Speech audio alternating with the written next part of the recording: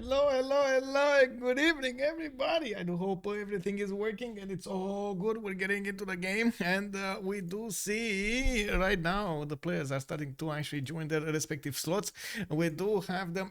Oh my god, everything happened at the same time right now. I received like four messages, and then bam, I received the request to move over there, and the stream has started. Good evening, everyone, and I do hope, and Sasu, you're gonna have an awesome time with your emotes tonight. Let's go. I hope you have the best of the best. Still waiting over there in your pouch.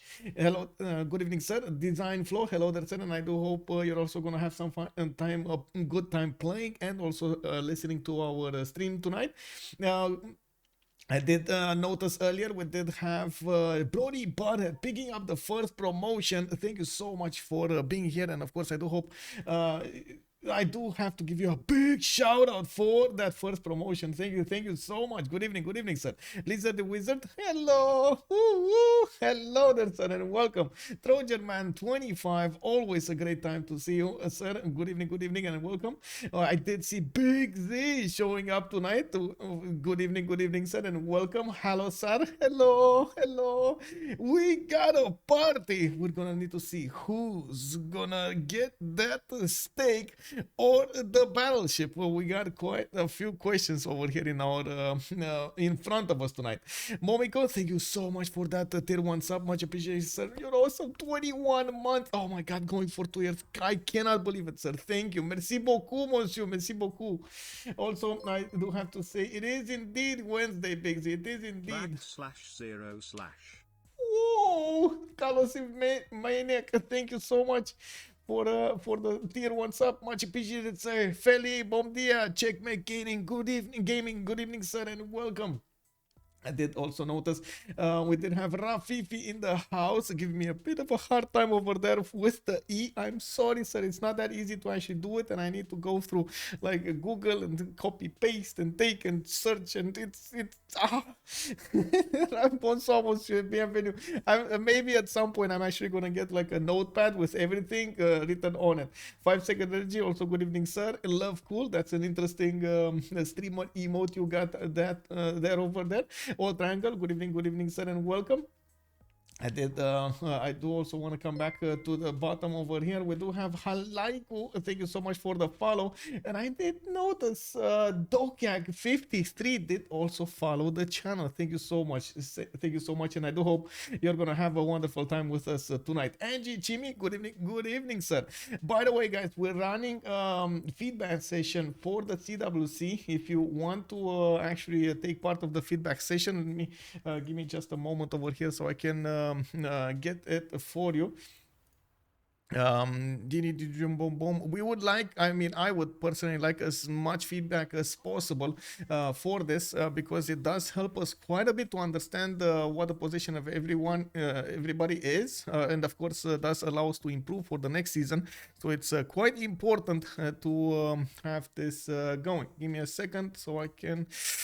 Oh, there we go. I got the link. There we go. If you guys are kind enough to actually go, and it takes only a few minutes to click, bam, and finish it. Also, let me see, lakes. Yes, we do have the lakes map chosen by the players, and as you can see, the players are starting to choose their respective civilizations. I do have to point out tonight we're gonna have La Steak Company going against Chasse, Peche Battleships. We actually have started to follow La Steak Company for quite some time. They have continuously improved in the last 2 seasons, and they have also registered in the CPL Premier League and in the CivFR Squadrons. It's clear that they want to get as much experience as possible on their side, which does help them improve over time. I'm expecting them to actually do quite a good game tonight against the Chasse Peche Battleships, which I gotta say they also are starting to they also have been improving continuously, but others were a little bit faster when it came to that Division and 1 and so on. They also switched a few players, they got new ones and so on and so forth. It's always an ongoing process for them, and I don't believe we actually will see a lot of problems. On the contrary, I do believe they're on the good track and actually starting to acquire more and more experience with more and more games under their belt. That's one of the reasons that I also want to follow their track record over here. I hope we're gonna have some awesome time. We do have Killayad coming up with Coupe. It does seem like on Team 1 we're actually gonna have wait a second. Team 1 is yes let me actually get this straight because I don't want to. I think it should be Chasse, Peche, Battleships Team 1, but I do want to double. Wait, no. Team 2 is Chasse, Peche, Battleship. Team 1 is La Steak Company, but I want to double check so I don't make a mistake over here because yeah, I don't want to be disrespectful to anybody. Yes, SunBro is okay. There we go. Ave Machiavelli, good evening, sir. Hello there, everyone. Is there a schedule of stream anywhere? I was super bad last 2 evenings without any games. Yes, Ave Machiavelli, you have actually schedule of my streams on my Discord. Or are you taking a look at other stuff? I also now have started to update as much as possible, as much as I can. Also, the Twitch streams on my website on OnSpotTV, OnSpotTV.net. You can actually find it right there on the splash screen. Rafifi, they let Coupe. This game is over. We might see. I don't know, man.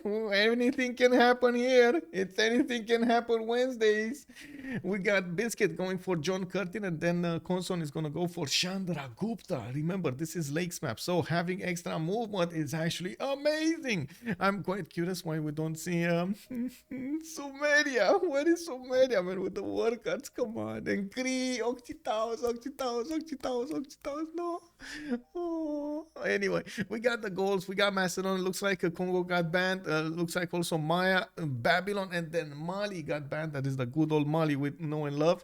Now it looks like the second Congo is also going to go out. Mubanda is not going to be a part of the game here. 3 more choices to go, and we get to see what this is going to follow. Fafnir, did I go to Paris already? No, it's next week actually. I'm leaving on Wednesday, so I'm probably not gonna be able to stream during Monday and Tuesday, and I'm actually getting as many games as I can during these days, so we get the content going over there. On Wednesday, so Monday, Tuesday, Wednesday, and Thursday I don't think I can stream because I don't have anywhere to stream, but then on Friday I'm gonna start streaming from the location, from the eSport, that's how it's called, the location over there in Paris, and we're gonna have streams ongoing until Sunday, and then Monday I'm gonna still gather my strength after the weekend, go and try to visit something in Paris some more, and then of course on Tuesday I'm gonna come back to Romania.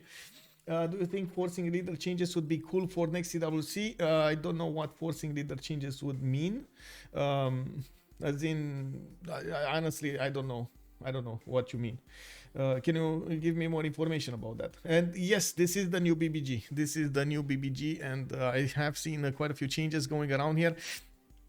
The Varo did get that site of 3. We do have it, how to say, what is the yeah, India. Oh, right, the holy sites can generate the 1 great channel per turn. Honestly, I don't think Chandragupta actually needed the buff, but I guess if players felt it should need the buff, it got a buff. But oh man, we've seen it quite a few times. Chandragupta was still strong, depending on who's playing it. We did have Mapuche got taken down from the game. Looks like Montezuma is not gonna play. Cree is not gonna play, and then it does seem like we're gonna have in the game Coupe, Biscuit going for John Curtin, Konson on Chandragupta, Xpli on Simon Bolivar, and then Nainte is gonna pick the first one from the second draft. Catherine de Medici, the Black Queen, looks like it's gonna be his choice tonight, with a possible Guard Imperials coming up to fight. Captain Morgan and SunBro. I guess there are two ways of wait, let me see. Like players played a lot of Spain and Korean Dairo almost every game, so after a time you ban those leaders for a week or series, forcing new leaders like Korea or America to get more plays. There is actually a discussion about that right now, and it doesn't feel like the players, the overall players, actually want that to happen. But I guess we're gonna need to see how how this discussion is gonna go. It's basically like in exactly other tournaments where a lot of the times you want to ban or counter ban a civilization depending on the player preferences, and we've seen in competitions like League of Legends, Dota, and so on and so forth, not that many options like that used. I'm not opposed to the idea, but I don't think it's a good idea to actually limit the choices by design of the players. So we'll see. We got Cleopatra over here coming up from Captain Morgan. SunBro is also gonna need to pick. Oh, I gotta mention another thing. We did have this season a much more diverse map pool for the CWC because of the tournament design. In that sense, with the diverse map pool, we actually had quite a few different leaders being picked up because the maps required different kind of approaches to the game, and it required the players to adapt to, of course, the map and not actually their preferred choices in a civilization. So I guess in that aspect of the game it did work a little bit better. But making the drafts, how to say, we seriously need a game with less used leaders. Oh, I mean, we did. I mean, that's like watching how to say babies fight, you know. Have you seen that meme? And we did try to make a competition at some point with that, the underdog tournament. It didn't go anywhere. It was just, I mean, for memes, yes. For something serious like the CWC, no. I mean, sure, you can do it for the memes, you know, like you can throw money at it and do it for the memes, but you know. Anyway, we do have Cleopatra coming up here by Captain Morgan. SunBro is gonna pick the second, and then it looks like a time to throw dick pick up something, but I'm not sure what. Okay, it's Kublai Khan Mongolia. There we go. We got Kublai Khan Mongolia showing up. Of course, he's gonna get that extra economic policy slot, and he is also gonna get to benefit from the Keshex. I don't want to quickly check 0 MSs, so I'm fine with everybody. Okay, 0 MS. I enjoy it. Okay, there we go. Okay, there we go.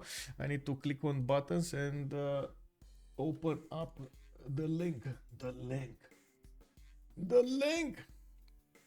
In a competition, you've rarely seen to try a new leader. Yes, that's one. So the point of the CWC is actually to churn through the most competitive players, and of course allow them to perform on the battlefield. That to be a performing player, you actually need a lot of experience. You need a lot of knowledge of the game. You need to be flexible as much as possible. But there are some players that just like to do one thing and one thing only, and be extremely good at it, and not mediocre on other stuff.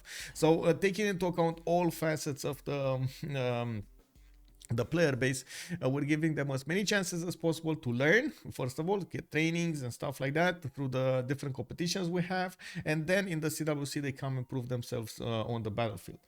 But if they are pros, should they be able to adapt like a pool of civs more frequently used in that week or around, and have to play pick 2 out of 4 to stay?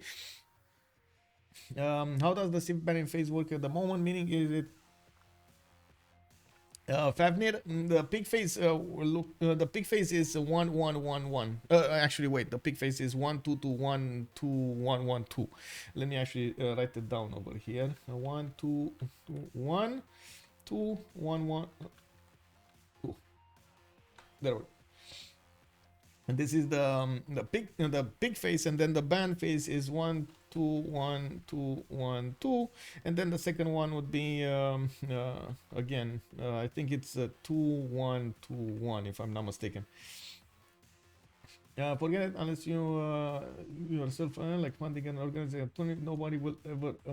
But yeah, I mean, like I said again, there were some calls to do that, and even throwing money at the problem didn't actually work.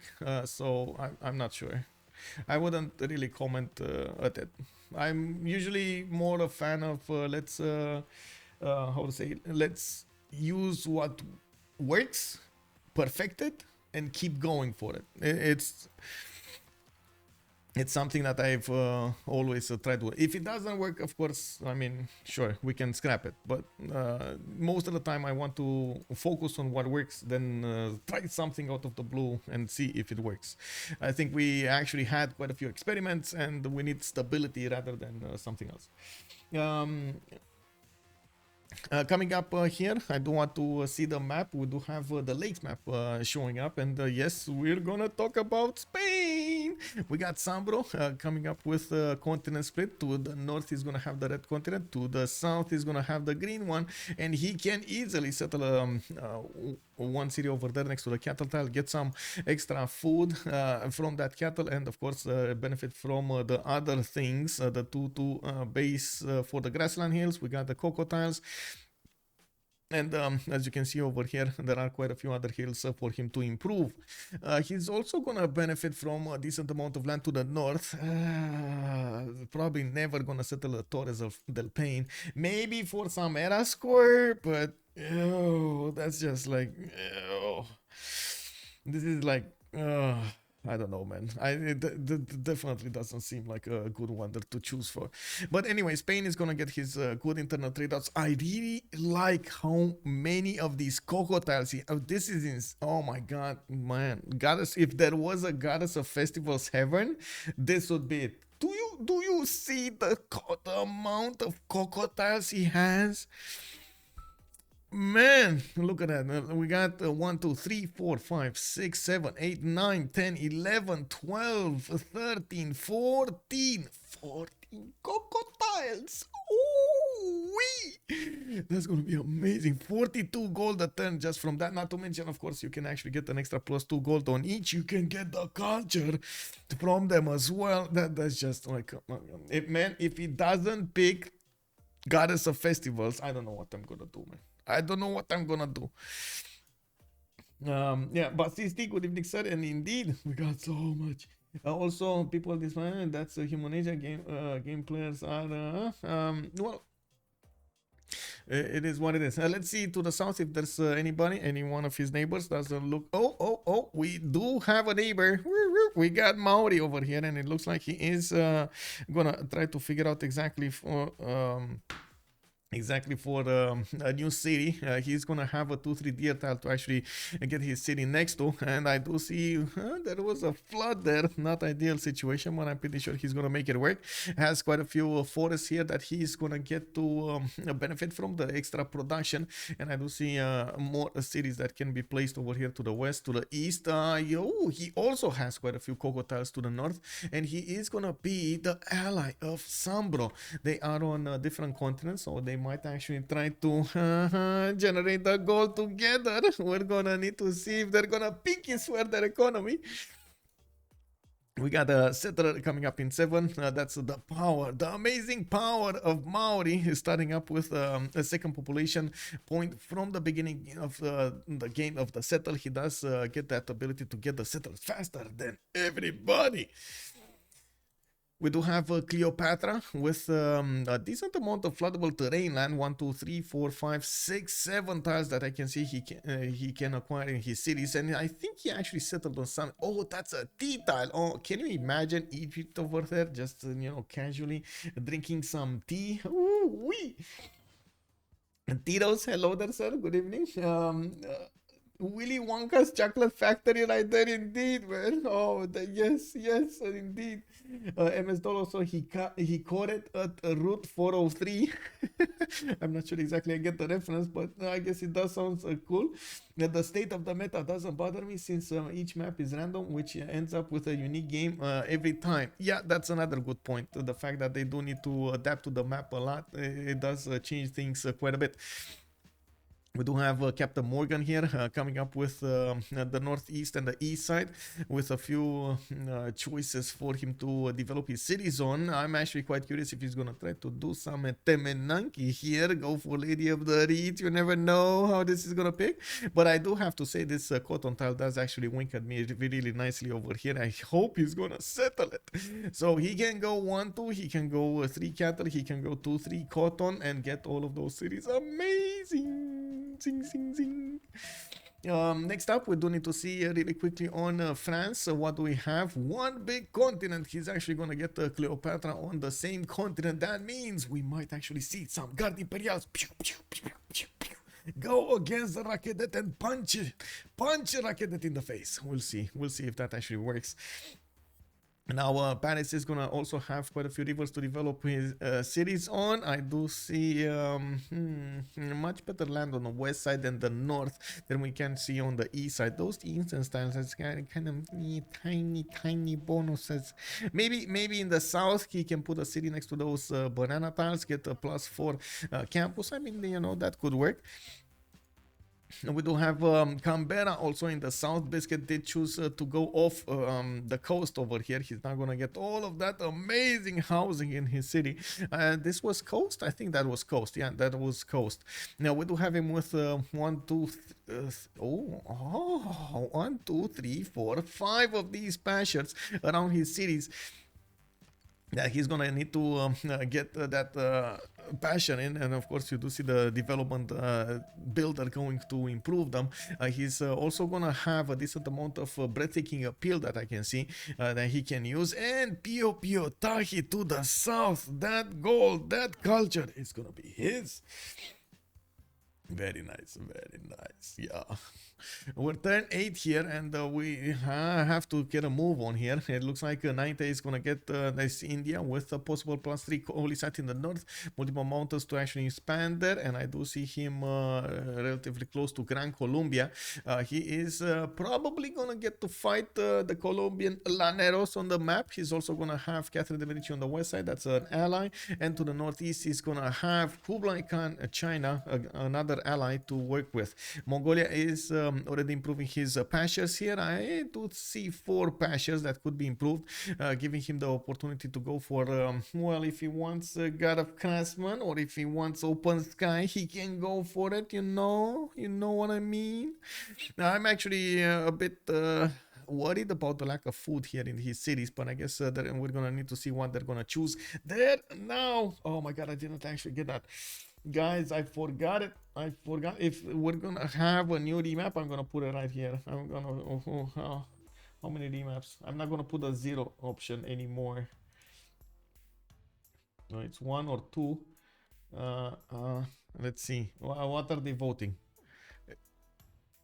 Okay, so we got a remap here. We got a remap, and I'm gonna ask you again. How many remaps? Is it gonna be 1, this one, or 2 remaps, the next one? MS Doll asking us if they play on the new BBG. Yes, sir. They actually play with the new BBG. All answers are here. I do have to point out we did update the website on cpl.gg. You can actually check out the mod changes right there. I would hope that it's easier. Like from the front page, we actually have a direct link over there. I can share it in the chat here, so you get to see what's there. By the way, Li in Spanish is pronounced Y, so it's Janeiro. Wait. Li. It's the double L's. You mean double L's? It's okay, but it's pronounced Y. Janeiro. You mean to say it's Janeiro, right? The first stirrings of life beneath. Okay, got it. Llaneros. Honestly, I was thinking it's that, but then I got how to say, I got confused with somebody else giving me something, and then I totally forgot how to say it. I'm sorry, but you're right. I need to get my correct pronunciation going, and I'm gonna keep it in mind. Llaneros. Oh, look at that. We're actually talking about the Llaneros, and they just popped onto our screen over here. Hello, how are you doing? Oh man, Are you for real, bro? Going on over here? So in Spain, you take double A's, not double L's. Yeah, it seems so. Well, we do have Gran Colombia that needs to reveal us his land. He's gonna have quite a few rivers to go for. I can see through the mountains, and he's gonna have like +5 campuses over here. Very nice, very nice. Xpli is gonna need to develop his empire and figure out where his opponents are. He is gonna have Spain to the southwest, which is gonna be amazing. They can actually trade cap to cap over here, and that is definitely gonna be in the works, in the plans. We do have Spain with possible continent split over here. He does have a city to place to the east, to the west side, and he does have, of course, a city to place on New Americas on the east. Even develop another city to the north that he could use to trade with the greatest Colombia. We do have Gran Colombia here in a bit of a pickle. What is he gonna do? Settle in place, settle Amber, go for the 2-2 base to the east side, ask his people for some economic support over here, or is he gonna move across for that Nainte tile? He doesn't have a 2-2 tile next to him, and that actually, you know, slows down your development quite a bit over there, quite a bit. Family is also saying, you overestimate my power. I can type the L's in every single language, even ones where L isn't a letter. Wait, is there a language in L is not a... Well, I guess it's... Yeah. There are a few languages. Yeah, you're right, man, you're right. Simon Bolivar, I am once again asking for your financial support. Yes. No, the river in the bottom right of the map looks like a certain famous company bunny logo. Wait, is it? Okay. I'm not sure what you mean.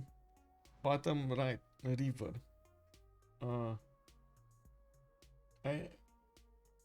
Bottom right here, this one? Well, okay, okay. We do have to take a look at the next civilization here, and India is gonna be the next one. He's gonna be east of Gran Colombia, and by looks of it, of course, they are opponents.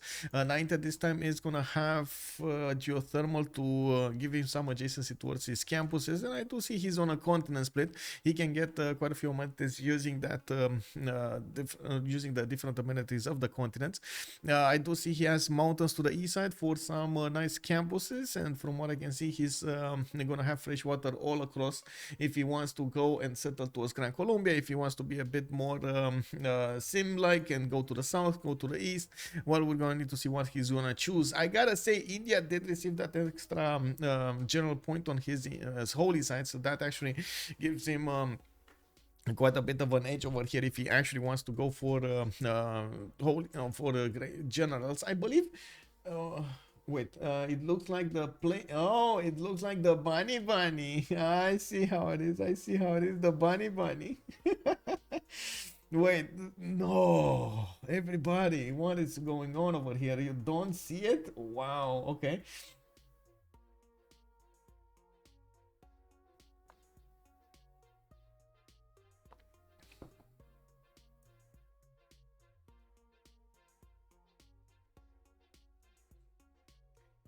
Okay, so coming up next, we got Australia to talk about here. Canberra is gonna get a very, very nice campus in the capital. He just needs to chop that stone, and he's gonna get the breathtaking appeal, and he's gonna get that reef bonus from the fish, the 311 fish. Coffee Tears, thank you so much for the follow, sir. Good evening, good evening. I am absolutely certain that plane is not. I do not know, man. You know, it's better to blow in yogurt, man. It's facing left. Okay, it's facing left. Oh, yeah. I guess I see your point over that. We do have Canberra over here coming up with a builder in 3. It does seem like we're gonna have quite a few things going on to the northeast and to the southwest, and even on the west side over here, the Chocolate Hills is gonna develop. Is gonna be available for development. We don't actually see a competition for that wonder. Yes, maybe Gran Colombia can come from the north, but I guess it's a bit too far away for him to actually consider putting a city on it. Canberra here does have quite a few coastal cities if he wants to. On the east side, he's going to have some lakes to the north and the freshwater from the river towards Samarkand. I can't really say this is ideal Canberrish land because he doesn't have that many pastures, but he can improve 2 of them and get a possible 3rd one in the south. And oh my god, the Temenanki! That yo man, the bar style, Temenanki, bro. I mean, I don't think he's actually gonna go for it, but I would love to see all of that science revealed over here with the production from Lady of the Reeds. Moving on, next we do have Cleopatra to take a look at. A lot more floodable terrain has been discovered here to the west of Rakedet, to the east of Rakedet, to the south. There are quite a few tiles available for him to improve, and I'm pretty sure we're gonna see some of those sphinxes appear out of nowhere from beyond into the cities of Rakedet. We do have a settler coming up in 5. He's going to need to figure out his second city placement, and he, like I said, he does have quite a few choices. A few Coco tiles, but definitely not on the same level of Willy Wonka from the last one. Man, oh man. Willy Wonka was just amazing. We do have Paris with a continent split. Actually, his biggest Baraboomish war is gonna be on the east side. He's gonna need to go against nobody. Oh my god, he doesn't have. He's gonna go against the bunny. Oh my god, no, guys. He's actually gonna go against the bunny. There's like no opponent on France's continent that he can go for, so only the bunny remains over there. We got Paris coming up with a settler in 4. Looks like he's gonna get a few tools to work if he puts some money into it, and he doesn't look like he's that favoring putting the money in. He does have to the west side a possible settle on the dice tile, so he can acquire some 2-2 base and of course 1 faith per turn. That's gonna be nice. Also has bananas to get over there and some 1-3s to work. Not bad. Of course, he can go on the coast if he wants to in the south and get the fresh water from the river. He just got hit by a flood. But we're gonna move on and we gotta see what the Maori is gonna do. Man, Maori spawn again.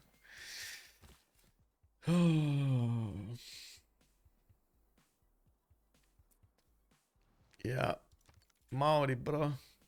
He is on the green continent. Yes, yes. You see this one tile of Paris? It's he had a choice, man. He had a choice. Spend some gold or settle white.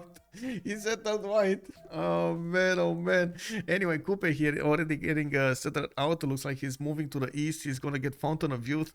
He is gonna get more cities to the north on those lakes.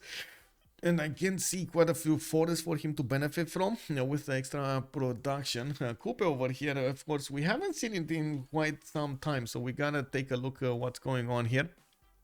Maori does benefit from an extra production once early empire is researched on unimproved woods and rainforest. It's very important to have that. So it looks like they're calling it out. This is gonna be the map. This is gonna be what they're gonna play, and I gotta say, we gotta watch really quickly what Kublai has over here. Yeah, it wasn't that amazing, right? We did take a sneak peek, but I guess he does have a 3-1 with a 2-3 improved stone tile, quite a few chops if he wants to, some hills over there. I see the strategic resources revealed for him, the iron in the north, in 2 tiles out, and of course the horses on the west side. We do need to see where is he gonna go. Oh, he's going rice. Okay, I mean, I like me some rice over there, you know, with some omelette, with some eggs over there, put some vegetables on. Works very nice. Anyway, now we gotta see also how is he gonna get to go against an opponent here. He does have to the southeast Spain, and that might be an opponent for him, but I gotta say this is gonna be quite a few one-tile chokes that he needs to go through, and the land doesn't look like it's gonna favor on opposition over here. Of course, Mongolia, Kublai Mongolia especially, does tend to tilt to his bonuses towards more seeming rather than worrying. So even if we might see some KGX on the map, we might actually see a lot more commercials and campuses on the map, and of course we're gonna need to see how he's gonna try to use everything. I do notice, I do notice, on the same seas over here, we got this snaky river. River, actually, this is coast, right? This is a ocean. Can you believe this is an ocean? It goes from the top to the bottom, and it will allow them, it will allow Bogota, it will allow Kublai Khan China, if he settles it, it will allow Spanish boats, the fleets, the armadas, to go through it and take out opponent cities. That's gonna be quite something. I mean, I gotta say that's, if we see that fighting in the mud over here for that canal, and who's gonna get, I'm gonna get you, bro. Pew, pew, pew, pew, pew. That is gonna be quite something. You know, we gotta do what we gotta do here. We're gonna keep on watching, and we're gonna need to see how things are gonna develop. Let me actually put up on the screen over here, choose outcome. It will be one remap, guys, one remap. It was one remap. And I gotta say, I'm gonna put up really quickly the prediction. You guys are gonna get to choose who is gonna win this game. Who will win is the choice. We got on one side the CPB, and that's the Chasse, Peche, and Battleships, and then La State Company on the left side, LSC on the right side. Let me actually take a look over here. Let me quickly put up the team labels also, so you guys know what it is. I know they're named like that, but honestly, it's much more visible if I just put them overhead. So I'm gonna do this, and then on the right side, LSC, and then I'm gonna click this, and you're gonna get to see exactly what you need to see. Stats from trainouts. His bonus are incredibly consistent. One makes Kublai Khan good. I see him used a lot, but I don't know why. Yeah, his bonuses very good. Actually, let me put it really quickly over here. Kublai Khan China. Wait, this is China? No, this is Mongolia. Wasn't it Mongolia? Mongolia, right? Kublai Khan, Mongolia. So it does benefit from one extra economic slot in the any government, which does, of course, allow you to get the builder card with the production card, get the settler card with the builder card at the beginning of the game. It actually makes quite a bit of a difference. You do get this +1 science and +1 culture per international trade route, which again is amazing. That's usually why the players do want to go for commercials or harbors with it. So they try to get as many of those commercials as possible. And then, of course, it does also inherit the Mongolian bonuses with the Mongolian units double the usual amount of combat bonus with a higher diplomatic visibility, and they start with a trade route immediately increases a trading post in the destination city. Well, I mean, wasn't this taken out? Wasn't this starting a trade route? Wasn't this deleted at some point as a bonus, or am I mistaken? Because I know, I know the times when you needed to be extremely careful when you are meeting a Mongolia in an FFA, because the second you met Mongolia, he was sending a trade route to you, and that meant you're dead. You know, an extra +6 with the +3 with the it was just too much, so you would have been dead. So basically what people were doing, oh, Mongolia, hello, war. You know, instant. Anyway, we got Madrid over here sitting on that other continent, Zaragoza, to the northwest side. He is going to have quite a bit of defensive land to play with here. And I don't actually believe he's going to go for more cities on the west. He could go for another one here to the northeast on that 2-2 base, or next to the mountains, where he's going to have good campuses to go for. And of course, benefit from quite a few other hills. I would really love if he actually gets that city to the east side. I'm pretty sure they're going to figure out really quickly that Gran Colombia can trade with Spain. SunBro does also benefit from horses to the east side, and I do see his iron tile is going to be northeast, third ring out. That's going to be quite a bit of distance for him to improve, and he definitely needs to get a city there. It's a bit unusual for the players to actually go for iron units like swordsman, for example, or men at arms at the beginning of the game. So we're gonna need to see if this is gonna be their choice. I'm more leaning towards they're gonna get, you know, a few horses and be done with it. We'll see. I do like the array of diamond tiles he has in the capital. That's going to be 6 extra gold that he's going to get to benefit from an early stage, allowing him to put the gold into his allies to try to get them the things that they need. They can buy more scouts, they can buy more tiles and so on and so forth, which will make them adapt to the land much faster. Next up, we do have Bogota already going for campuses. I'd see a +3 there, another +2 here, and of course he's gonna at some point discover that he has some amazing campuses, but I mean, who can actually predict this? He does have a settler coming up from Bogota in 1, and I do see him needing to move to the northeast or somewhere to the southwest. Let me actually, okay, let's see, where is it better, northeast or southwest? I don't maybe this land can be worked, but it's gonna require quite a bit of love over there to improve everything, to get the production and the food needed for it to be to shine, you know.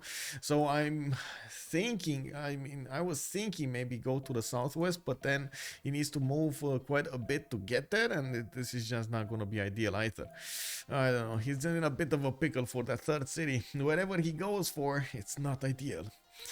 He could try to go for the cattle tile, get that extra food, get a 2-2, but then again run out of tiles to actually work extra, so not ideal, man. You gotta see. I'm actually very curious. What is he gonna do now? What is he gonna do? Come on, Bogota. You gotta tell us, bro. East or west? We got India over here, by the way, ready to snatch that settler if he goes there. We got Mongolia to the northwest, sniffing around those borders, and he's getting in. That might actually force Xpli to go to the south anyway, so I guess it is what it is. The choice has been made for him. It is written in the stars that the settler of Gran Colombia is gonna go south. Okay, moving to see those strategic resources, he did put one of his campuses on an iron tile, and he does have 2 tiles next to each other of iron. Now he's gonna need to improve his horse tile soon, and I do see Mongolia. Well, after the war declaration got pushed out of the borders of Bogota, now he's gonna need to spend another movement point to get back. We got in the southeast over here, Australia, coming up with 2 cities also, Sydney and Canberra. Sydney, I do see he's benefiting from horse tiles, 2 horse tiles over here, and I do see a sheep tile in the city of Canberra. Like I was saying, not a lot of patches can be improved here, but oh man, this city is gonna be great. Oh, please get this city.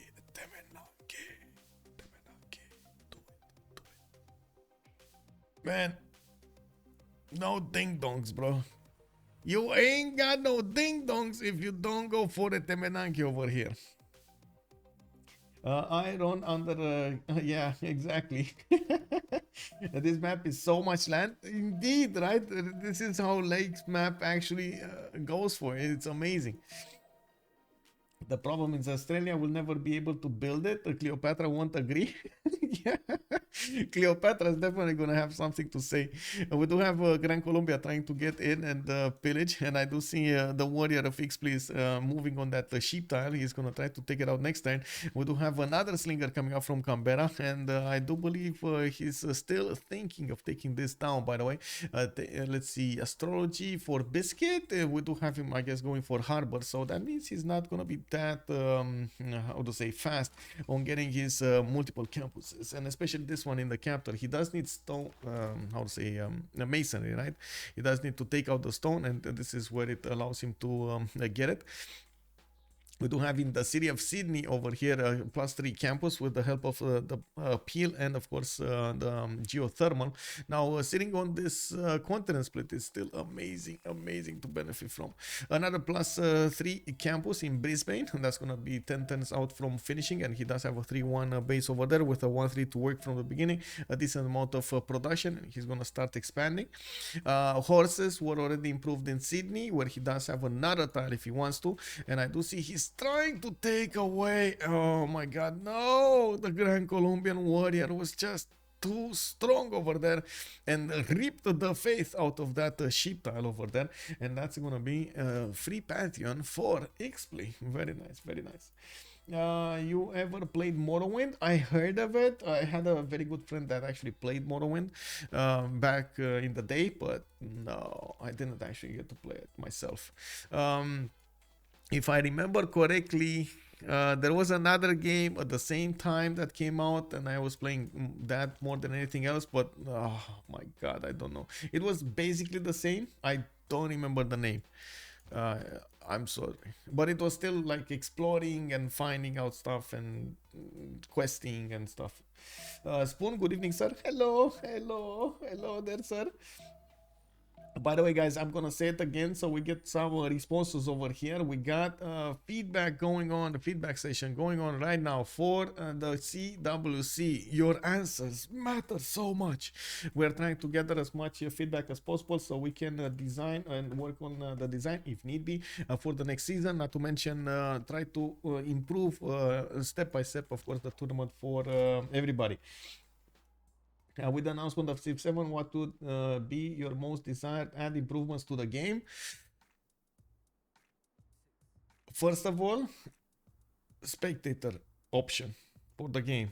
This is a must-have with a lot more options than we have right now. Even if it is like this, it's more than enough. But we would require a little bit more. Replay system after the game. It was in Civ 4. It should be in Civ 5. It should be in we made one in Civ 6. It was standalone, and I'm pretty sure that should be implemented as well.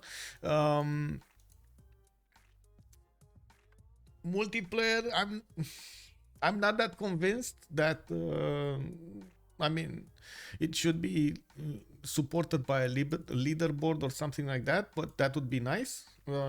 I think the multiplayer community has always been a little bit like stand apart from from all of the community. So I'm not that convinced they're gonna do it. Even if I say yes, that would be nice. I'm not that convinced that they're gonna do it. But tools that content creators can use to develop, to grow, to nurture multiplayer communities all around, that is a must-have, I would say. Undoing single player for we'll focus on I try. Come on, man, that's the way. It is the way. Come on, we just got Mandalorian season 3 right now. We know what to say. It is the way. It is. I think Civ 7 due to changes of learning, but a spin-off game like Civ Revolution could happen. Yes, I think with the changes of the leadership, which I've seen what they said. They want to bring civilization to great new heights. I mean, there's no greater height than multiplayer. Like, you know, there's like single player at some point just stops. And then there's like a big mass above that's multiplayer. So yeah, that's the only height I can think of. Anyway, coming up next, we do need to take a look at Cleopatra here. Already getting Stonehenge, and I do see Lady of the Reeds and Marshes coming up for her. That's gonna be amazing. Lady of the Reeds and Marshes with that religion, Hinduism. It's probably gonna be divine inspiration with the sacred places. All World Wonders provide a +6 faith with the sacred places over there, +2 science, culture, gold, and faith for it. Add artificial neural network to AI. Yes, we do have settler coming up. I don't think so. There was okay. I'm gonna Zemon's. Hello there, sir. Good evening. I really need to talk about that. I really need to talk about it. So, Raketet coming up with Moksha in 2 turns. It looks like Settler coming up in 4 from Aketatan. Yes, we do have forces next to that city to the north. And from what I do see, another Settler is going to the south. France does have a unit there, which is going to make it a bit awkward for Captain Morgan to go for. And I really hope he's actually going to be careful with this, because it looks like he set his movement to the southeast, and if he shift enters, that's gonna be really bad. France is gonna get in there. He's gonna snatch. He's gonna pillage. He's gonna do the boomsy over here next to the city of Rakedet.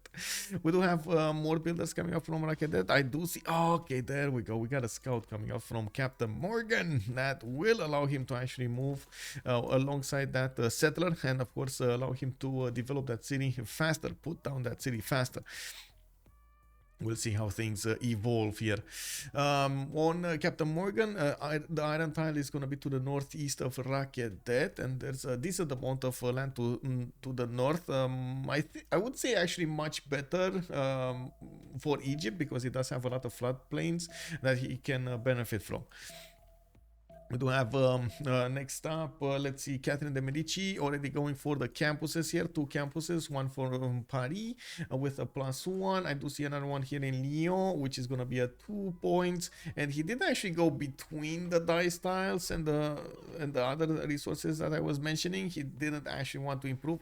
Oh, I see why he went for Goddess of Festivals as a pantheon. Okay, I see why. He's actually getting that extra culture over there from, he's going to get it from multiple resources from that city, and he does have Moksha establishing, so he's gonna be booming, man. He's gonna be so cultured. Yeah, he's gonna know so much stuff. We do have more monuments coming up from his cities, and I do see traders also. I'm pretty sure he actually figured out he has 2 opponents to go against, one on the west side called Egypt and one to the south called Maori here. Maori is getting preserves. Oh my god. Preserved Maori gaming. Oh man. Oh man.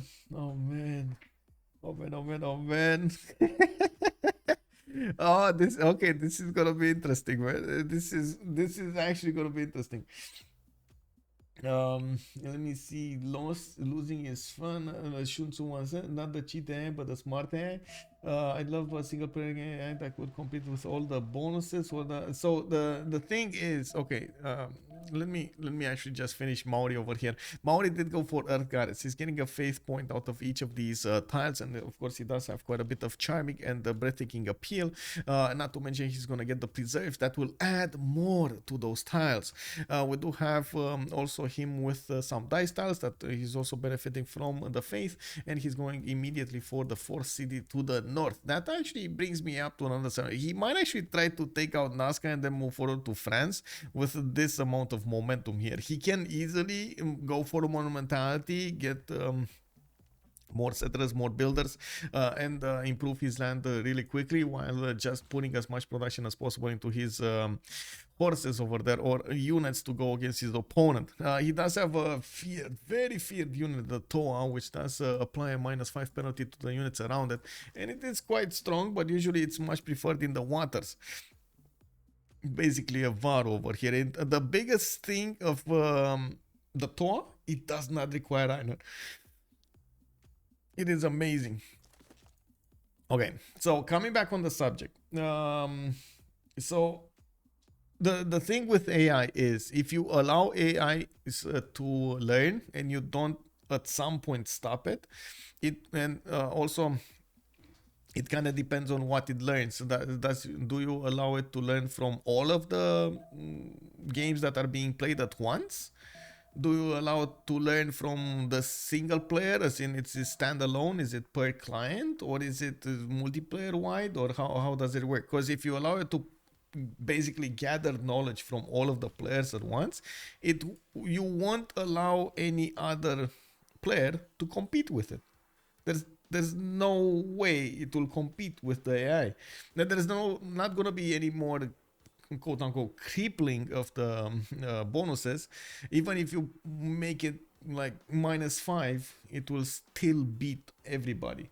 So the challenge that has always been in making a computer that will be available to learn with, play with, but not like pose some challenges, but not a lot of challenges, and so on and so forth, is going to be to try to give it a few extra bonuses, but not allow it to improve overwhelmingly over players.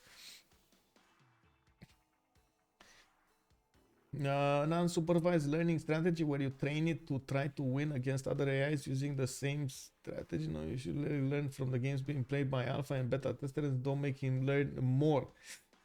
ChatGPT is a language model, just computer though. I mean, ChatGPT is just the latest thing. There are like 5, and it's the most advertised one. There are like multiple AIs going around the planet right now, and this is only commercial wide, like commercially viable, because there are ones that are being used behind the scenes, wink wink, and I'm pretty sure they're much more powerful, much more developed than chat gpt is. The biggest again, the biggest thing over there when we're coming to gaming is, where do you draw the line?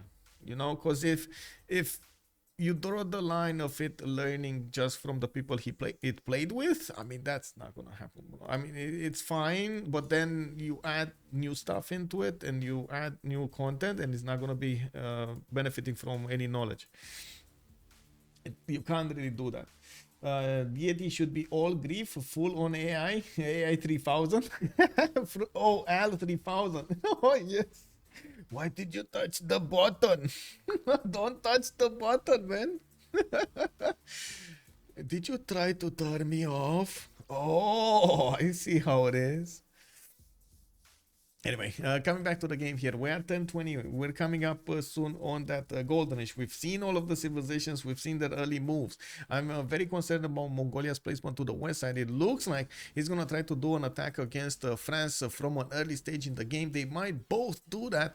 We got Killayad in the south here with archers coming out with some scouts to protect his units here. And I do see in the tech side, he's going for will in 6 and political philosophy in 5. Okay, it doesn't look like he's gonna pressure England that much, France that much. Mongolia though, looks like he will. Getting ready with the orders. Karakorum did get settled. Moksha in. We got Pingala in Xanadu. This is full on Irel war coming up here. Looking at the city-states in the game, we do have Caguana with Antananarivo for the culture city-states. We got Nalanda with Fez, Taruga for the science ones. Looks like also Nazca with Yerevan will be providing the religious bonuses. We do have Singapore and Johannesburg for production. Kabul is going to be the only one with military bonuses, and of course it would be quite interesting to see who's going to try to snatch it. At the moment, SunBro and Biscuit do have those points in, and I'm pretty sure Konson over here would really like it on Kublai Khan. And Muscat with Samarkand are going to be the ones providing the commercial bonuses. Max the Joe, good evening, sir. Isn't Mongolia same team with man, you're right. I was so excited that we might have some action that yes, you're right. Yes. Oh my god. And I honestly, I looked like 4 times here and I didn't see it. So who's he gonna attack? Is he just getting horses for the sake of getting horses? Because this is not gonna happen. Going through Spanish land, like you need to actually have so much luck not to be discovered, first of all, and second of all, him not actually building anything. It looks like he's trying to see what's going on. Konson over here is seeing most of the cities of Spain. He went 4 of them. He went for commercials, but by the time he's gonna get here, it's gonna be too late. Man, I was so excited. Is there a city-state to kill? No, not even a city-state to kill. There's like, at the moment, there's like no reason to get those units out. Okay. Execute order. Ordo 66? Yeah, I guess so. Also, thank you so much, by the way, Max the Joe, for the comment over there, for the feedback. I don't know, for some reason, you know, I got how to say, I got distracted, bro. I think AI learning per difficulty in deity when playing a single player, it doesn't have more bonuses, but it learns to your playstyle that game and tries to conquer you. Example, in deity, if a Civ sees your army at the borders, then they build an army of their own, versus where it asks move your troops. But that can be coded in. It doesn't actually need to learn that. That can be coded in. And it like, for example, you can code in the AI to keep up with the military bonus, the military strength of opposing nations, if they're warlike or not. You can have those things over there. But again, I would like to point out that the AI at the moment does have some triggering points. The good thing is the majority of the players did figure out which those are, that thing is not going to happen if you open up an AI, like a learning model for it. If you open up a learning model, it will learn from what you learn, and it will be a much faster development on the AI than it will be for us, because it's not possible for us to actually be that fast learning from multiple games at once. There's like no physical possibility for us to play 200, 1,000 games at the same time. Can you show the overall food and prediction, please? Production. Okay, yes, I can. Overall, you mean like in the total time? No, I can't see this one, right? So we do have Konson leading the way with 39 on CPB, and then SunBro, I see him 43, while Killayad is also 43. This might actually be like, this might be a choice. Maybe. Oh no, the horse is actually going south. Wow, and I got spotted. Like, you see, SunBro's warrior was just chilling over there next to the city. Man, eating a mandarin from the, early morning, and then he saw a horse pass by. Eehaw! And then, well, he didn't get to eat that far.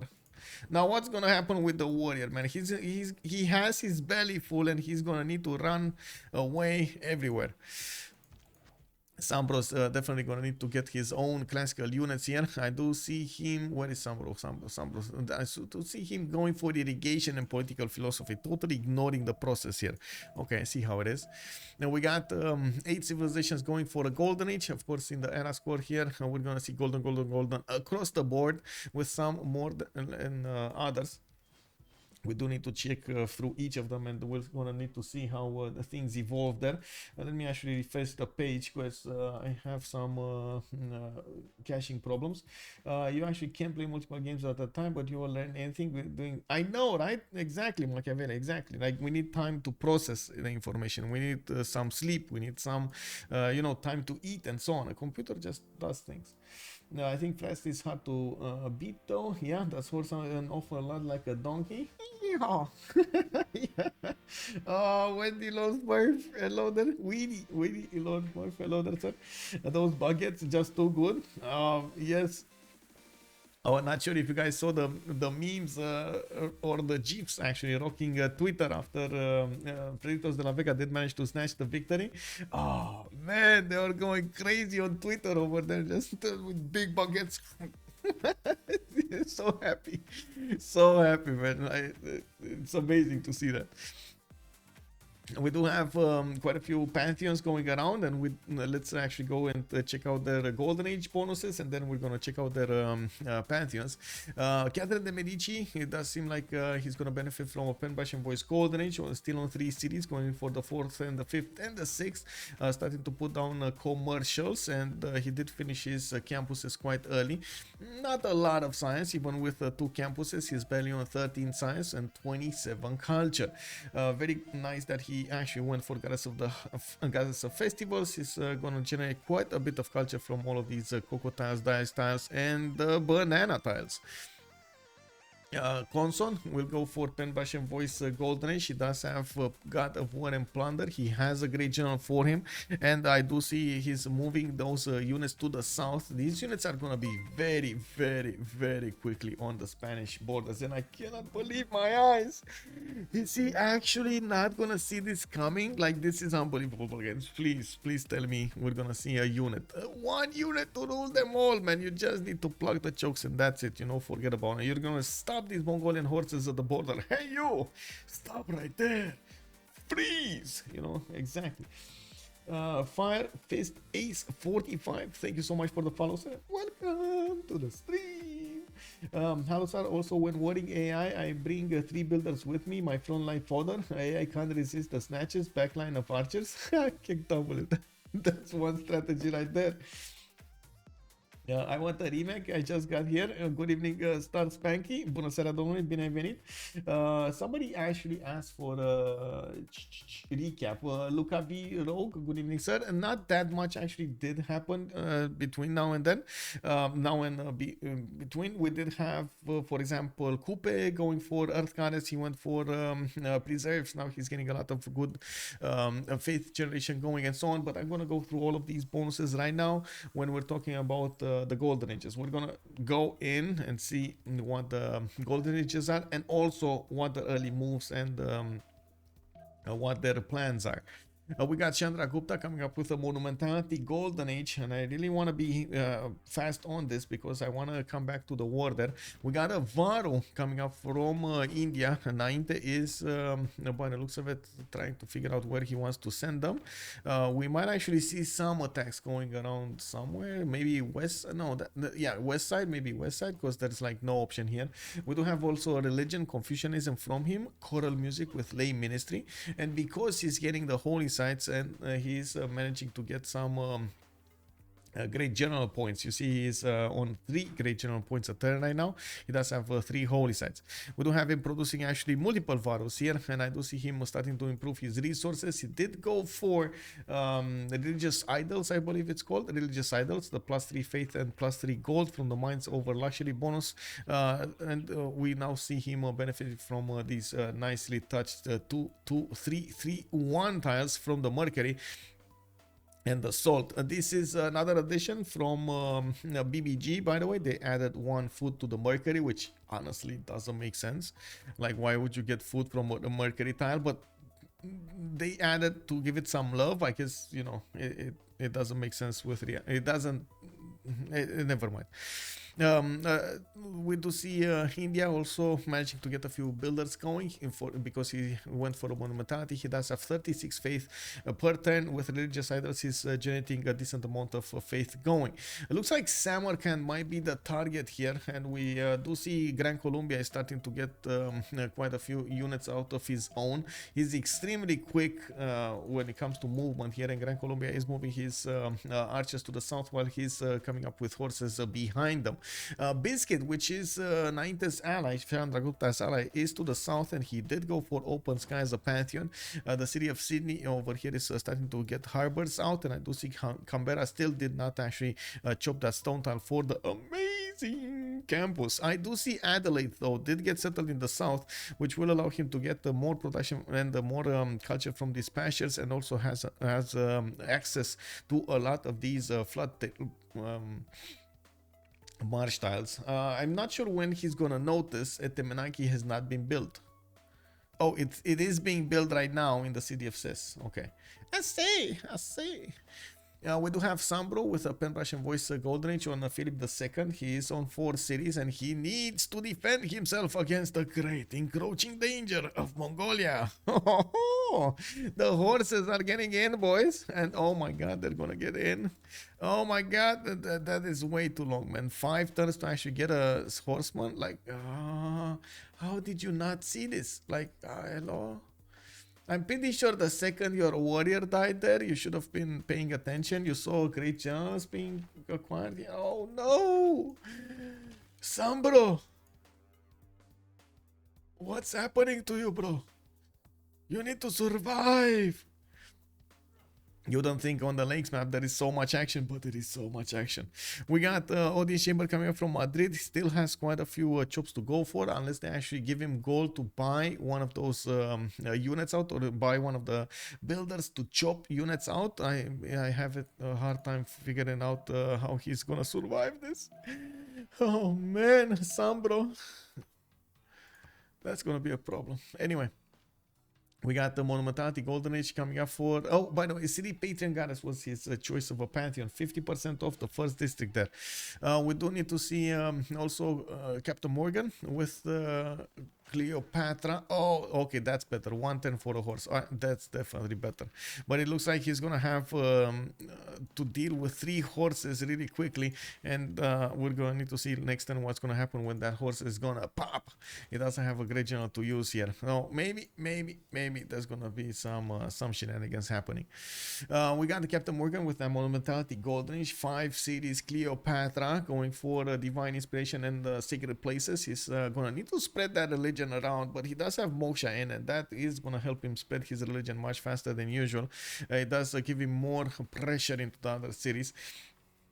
The city of Chasse is building that at Menanki, where he's gonna get an extra point of production from each of these floodable terrain tiles, and he's gonna get an extra point of science. I do see he can actually benefit there from quite a few cocoa tiles, and since he did go for Lady of the Reeds and Marshes, it would be quite nice not to actually block all of the floodplain tiles, but I guess he really wanted these theater squares. +5 theater square next to the Stonehenge and the Hanging Gardens, while he does have in Aketat and another +4 over here. And we do have campuses coming up from Memphis, and I do see he's gonna need to get quite a few more cities over here to develop his empire nicely. He does have to the east side to fight against France at some point, but I'm pretty sure he's gonna be happy just steaming behind the mountains if he has enough space. Let's move back on the first turn here. We do need to see what's gonna happen. Probably an archer, at least one archer will die to this encounter, and we will see these horses start to enter the city of Zaragoza, try to attack into the city. Oh no, quick moves. Oh no. Well, I guess Mongolia's horses are just going to need to deal with the Spanish horses and be done with it. We do have more Mongolian horses coming up from the north, and they will get there quite fast. They do have 5 movement, and some of them are actually going west side here. Are they going to... Where are they going? Wow, that's going to take so long to actually go over here. I'm thinking he might actually try to hit Egypt. So far away. Gran Colombia, though, was also trying to go against Australia. Australia, in the meantime, did manage to get horses, and of course, Gran Colombia does benefit from the Commandant General. We got the McGregor showing up to the battlefield, and Gran Colombia, Xpli's armies are gonna be helped by the mastermind. We got horses, more horses coming up from Panama. He went for God of the Forge. Man, if there's a sign that you need to give your opponent that you want to go against him, this is God of the Forge. We got Gran Colombia with quite a few campuses here. 3 of them did get put down. Warlord's Throne coming up from Bogota, and he might actually try to save Samarkand from full demise here. We do have that city taken over this turn. Yeah, I think it's this turn, right? He does have the VAR over here. That's probably gonna take over that city. That city seems doomed. There's like, is there a possibility in the stars for the city of Samarkand to stay alive? No. Actually, no. He's just last moved it. Last moved it, man. Last moved it. Let me finish Killayad here with a Monumentality Golden Age. We do have him getting some settlers out, and I do see he has awesome land. Look at that land, man, with the faith, with the production, with the culture coming in. Oh my god, food going around everywhere. That's amazing. We got Odi Chamber coming up in 4. Looks like of course theater squares are also coming out of his cities. He is getting some campuses from Taumutu and looking to see what's going on in the north. He does have 45 faith a turn. It's actually more faith than Chandragupta is making, where Chandragupta did go for full holy sites over there. 3 holy sites coming up for him. We do have him also with 63 production, definitely keeping up with everybody else. This is the power of Maori, and of course Maori with a lot of forest and rainforest. If you don't have forest and rainforest, you're gonna be little Maori, you know, but now it's Maori, you know, it's in the voice, man. You can code it, and now if you want, GC Gran Colombia with the liberation in 5, 4, 3, 2, 1, activate. I'm not so convinced he's actually going to get the liberation here. That Samarkand city is quite tough to go through, and he's going to need to hit it at least 2 times with both horses. Yes, maybe he's going to get these archers to help him do this, but by that time the city is going to be full, and we got new Varus on the way. I gotta say, Nainte over here was really foreseeing the dangers he's going to have to face on the battlefield from the armies of his opponent.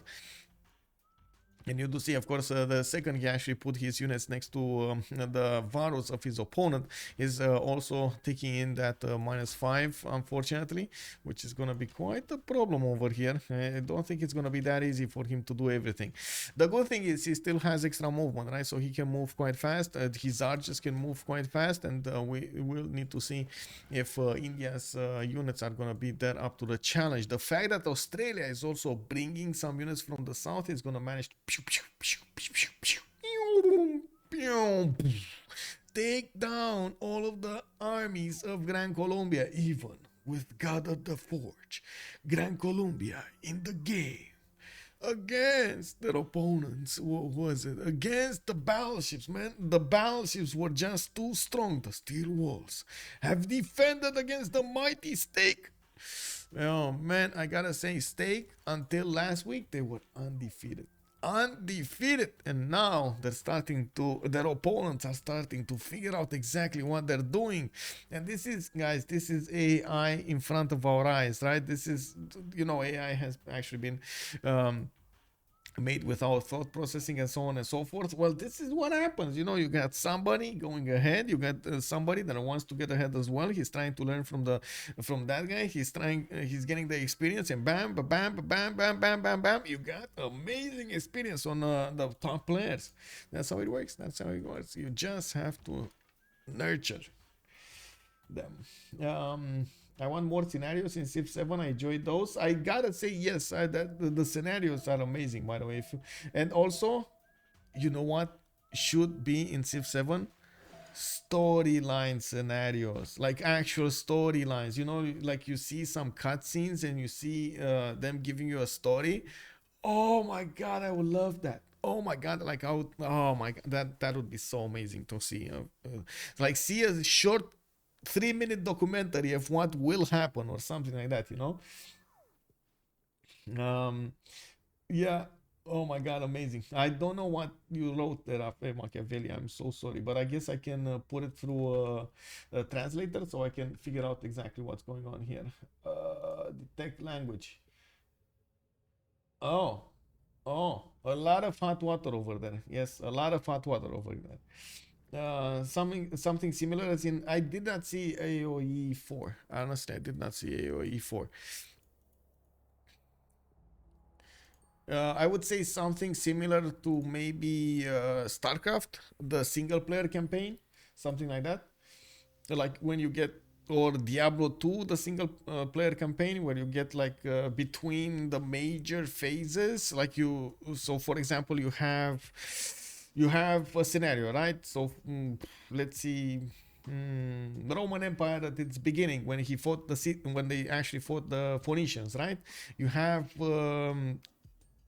take over Sicily. You take over Sicily, then boom, cutscene goes in, and you have the next one. And the Phoenicians were starting to talk behind the scenes over there and starting to get mercenaries up, and you see those barbarians popping up, pew pew pew pew pew pew, during their territory and so on.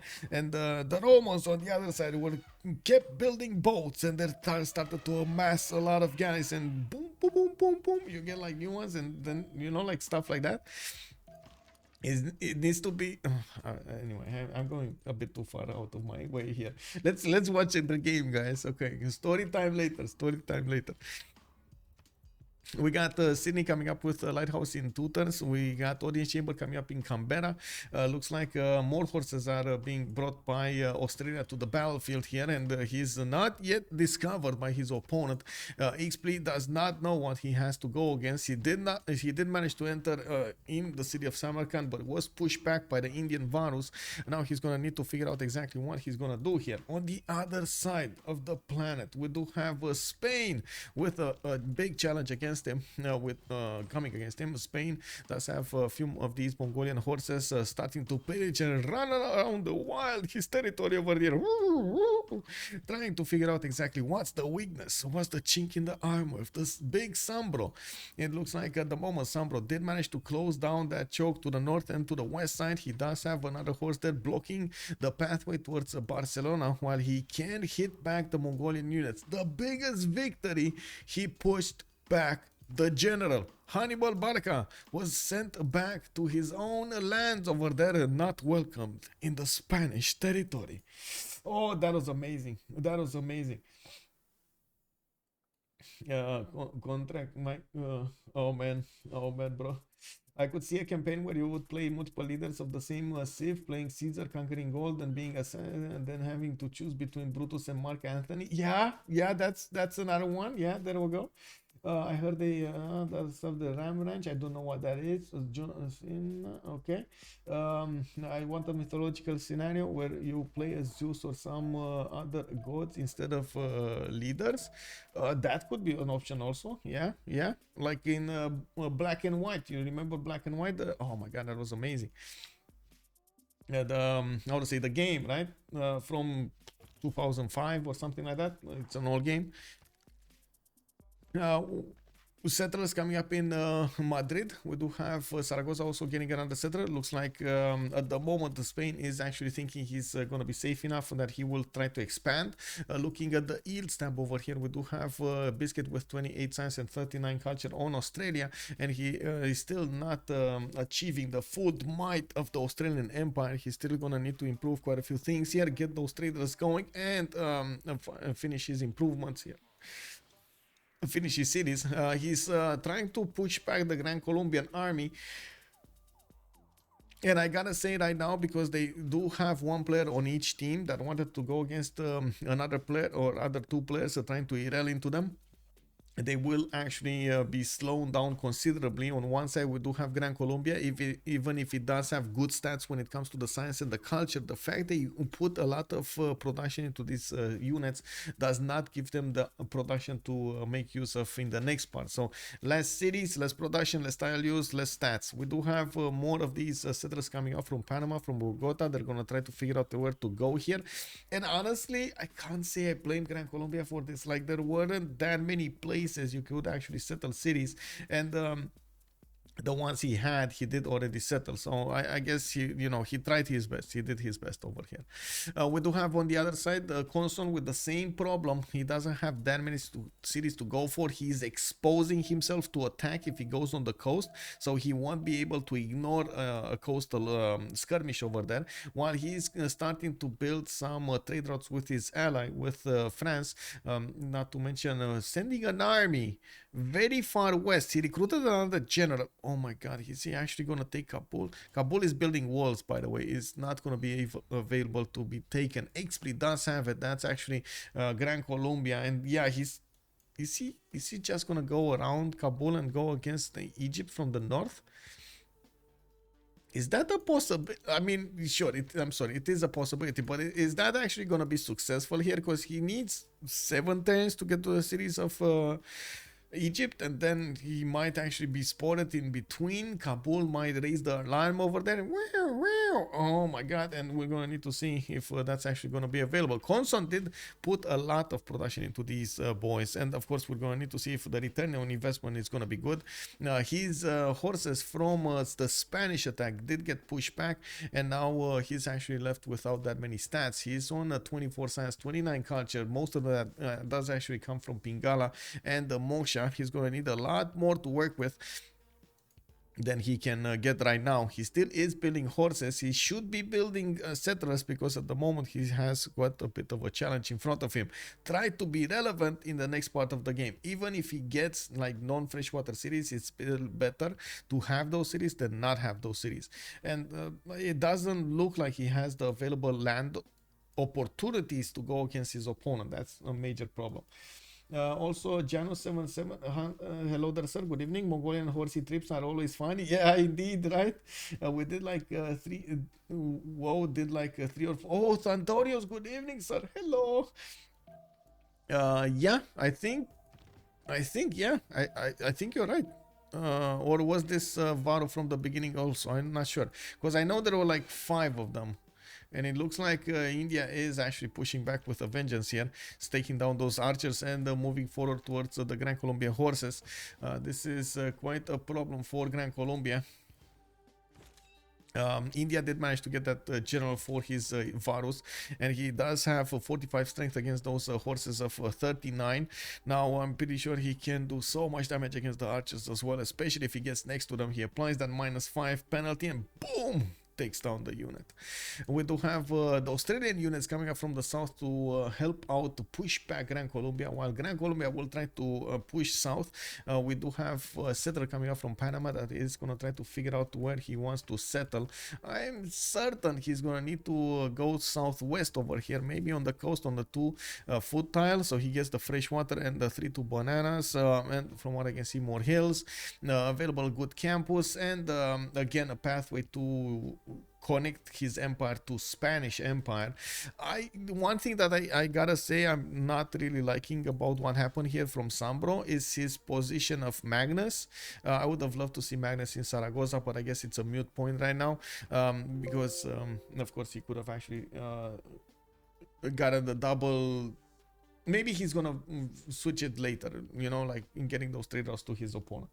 Was it CBB that remapped last time? That's a good question. I'm not so I don't know. I don't remember. But I think you can actually go back on the stream and see it. I honestly don't remember on top of my head, so I don't really want to speculate here.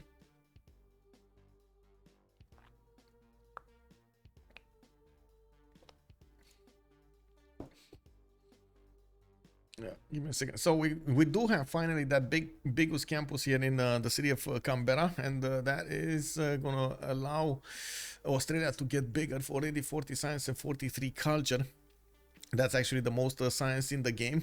We do have also 43 culture coming up from him, and I do see he has multiple cities that he can still get. Going for the commercials will allow him to get more trade routes and more population into his cities, while he needs to figure out exactly how he's going to want to play this for the long-term gameplay. He does have a certain advantage against Xpli here, with not only that production availability and the science and the culture, but also with amount of land, good land to settle. So he needs to figure out exactly where does he want to go for, and of course how he wants to prepare that attack against Gran Colombia. It's coming, not as fast as we would like, but it's definitely coming. Ambiosin Royal, good evening sir, and thank you so much for the follow over there. Catherine de Medici did get his own horses, and he starts moving against the city-state of Nazca. Now we do have Maori getting some Toas out. And I gotta say, at the moment, France does not benefit from a general. We did have the generals recruited by everybody else but him. It looks like now they're all recruited. 75 points are the next ones. Timur was actually recruited by Mongolia quite early. Hannibal Barca by Mongolia. We did have India with 1 and 2. Wow, Mongolia got 4 of them? That's a lot of generals, man. 9 great general points at 10 for Mongolia. That's a lot of generals. Now he's wow. 1. He got this one with the engineer. He's moving all of the. Look at these units, man, going against Egypt here. And Kabul is just not putting a unit to at least, you know, tickle them. Konson plays like he hates this map right now and doesn't actually want to keep playing. Well, to be honest, we've seen this strategy before with played by Damori, right? On the Highlands map, he was derailed by losing a settler, on his second settler, and then he never actually managed to recover from that. He was always playing catch-up, and his opponents and his allies were much further ahead of him. He was with Rome, and he just made forces and sent them against whatever opponent he got his vision on. Made decent amount of pressure against his opponents. Now, I'm not saying this is the same situation, not in the least. I do believe Konson over here still has quite a few cities that he could go for. They're not ideal, but it does give him the opportunity to get more production up and be more, I should say, be relevant in the next part of the game.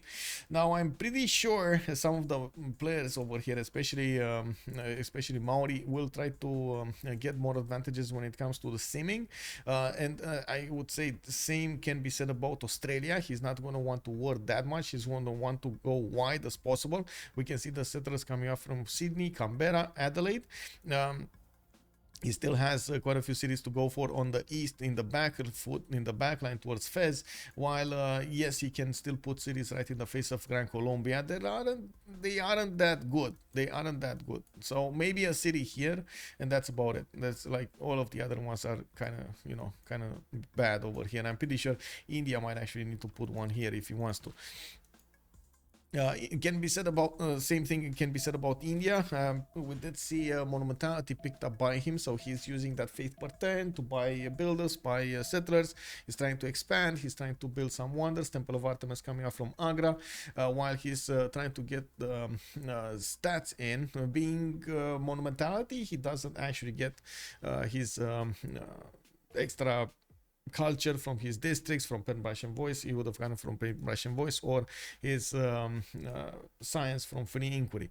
But still, you do get that ability to buy the units with faith, which does allow quite a bit of a flexibility. There is another war starting here, and I gotta mention Maori did manage to push back the first horse of France, while time to throw here, Catherine de Medici 50 science and 52 culture is actually a bit higher in stats than Killayad's 45 and 49. It does seem like, of course, Maori will need to hard build quite a few of these stores and send them to the front line, while he's also trying to get a religion from Wanganui. We got to see a holy site started up.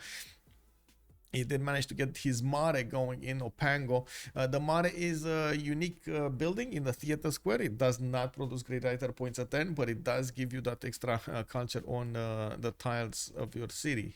The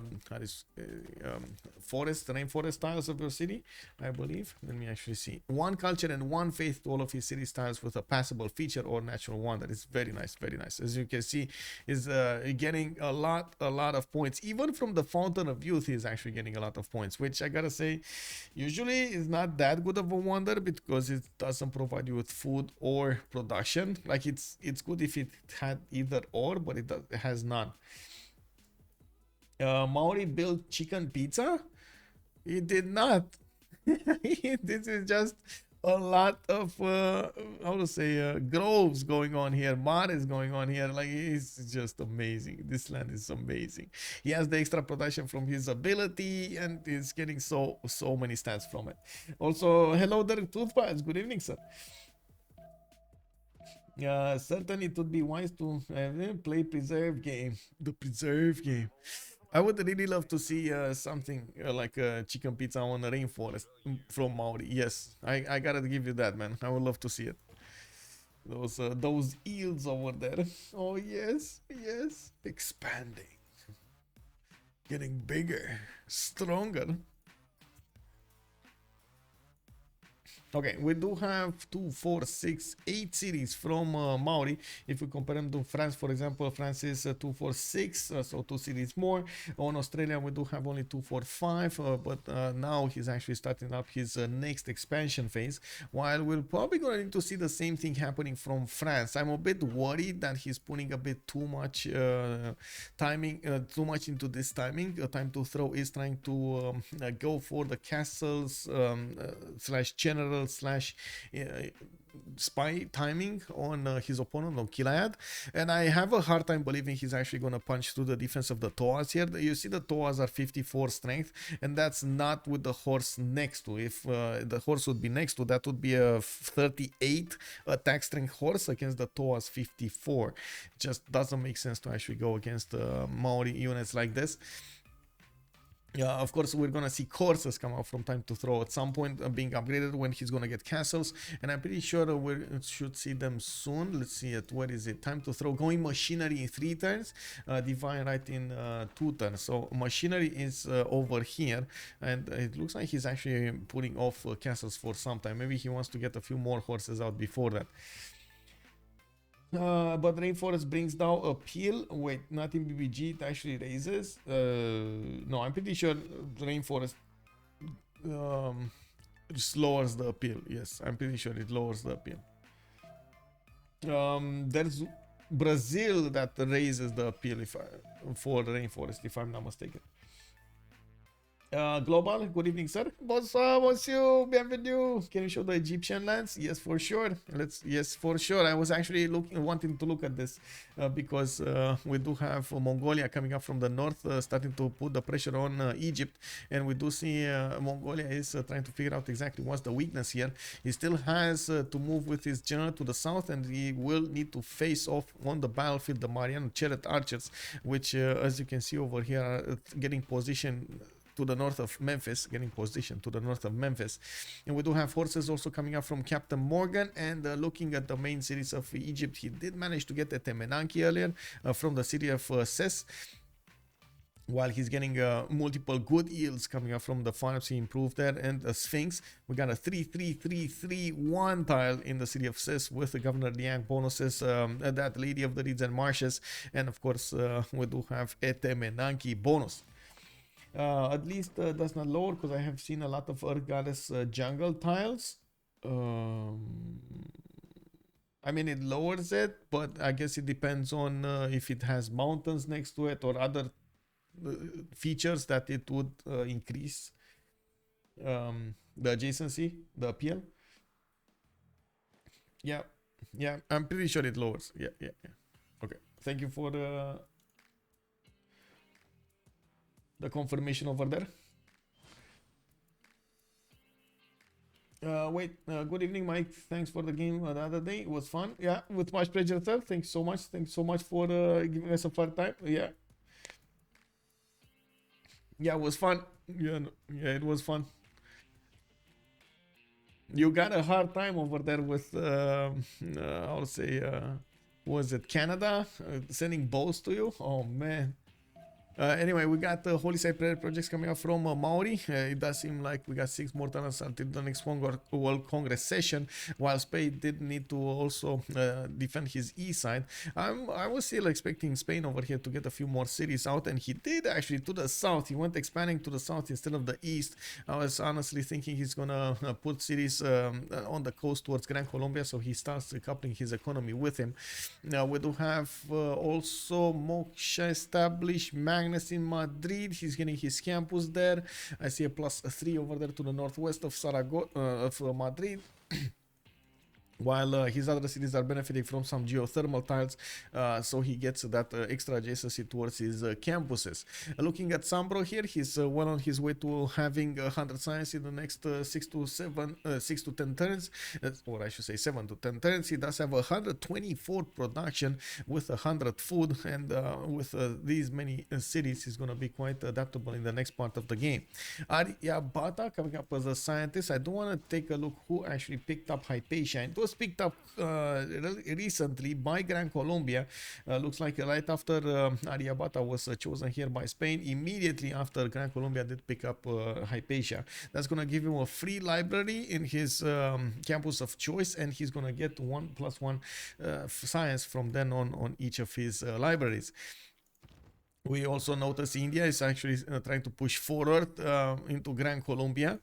We do have Nainte here getting a general to boost his units, and Gran Colombia, by the looks of it, should have strong enough units to defend against this for a while, since there aren't that many waves of Varus. They're not supported by archers or catapults or something that should lower the health of or the strength of these units defending.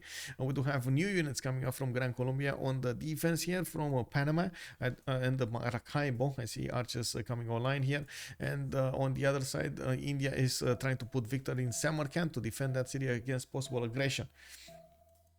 Taking a look forward, it does seem like Mongolia is managing to punch through the defenses of the Egyptian city, while Captain Morgane is going to get a few pillages, and quite a few units will go down here.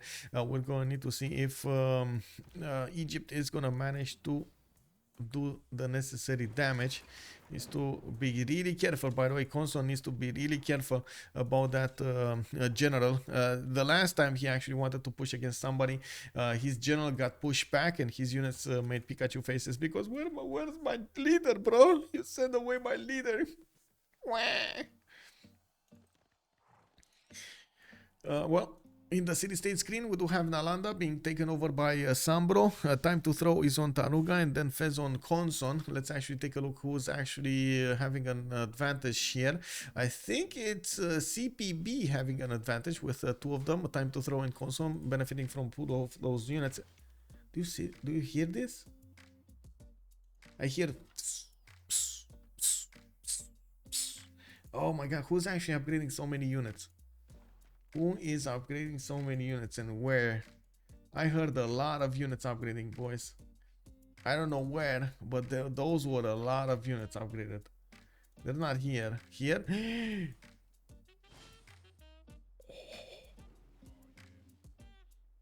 Oh.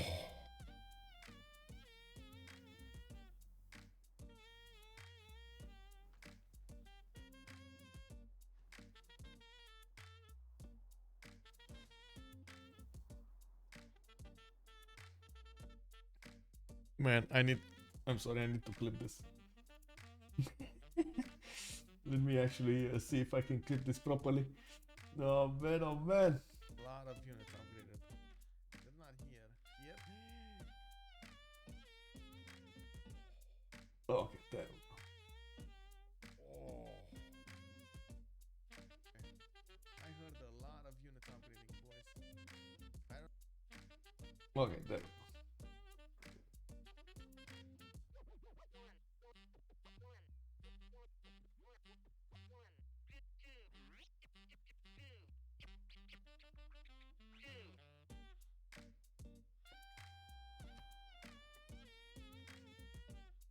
Okay, he's bringing a settler. It's yeah, of course it's Mongolia. Yeah, and he's yes, indeed, he's also bringing a settler. I don't know, is he going Gran Colombia here?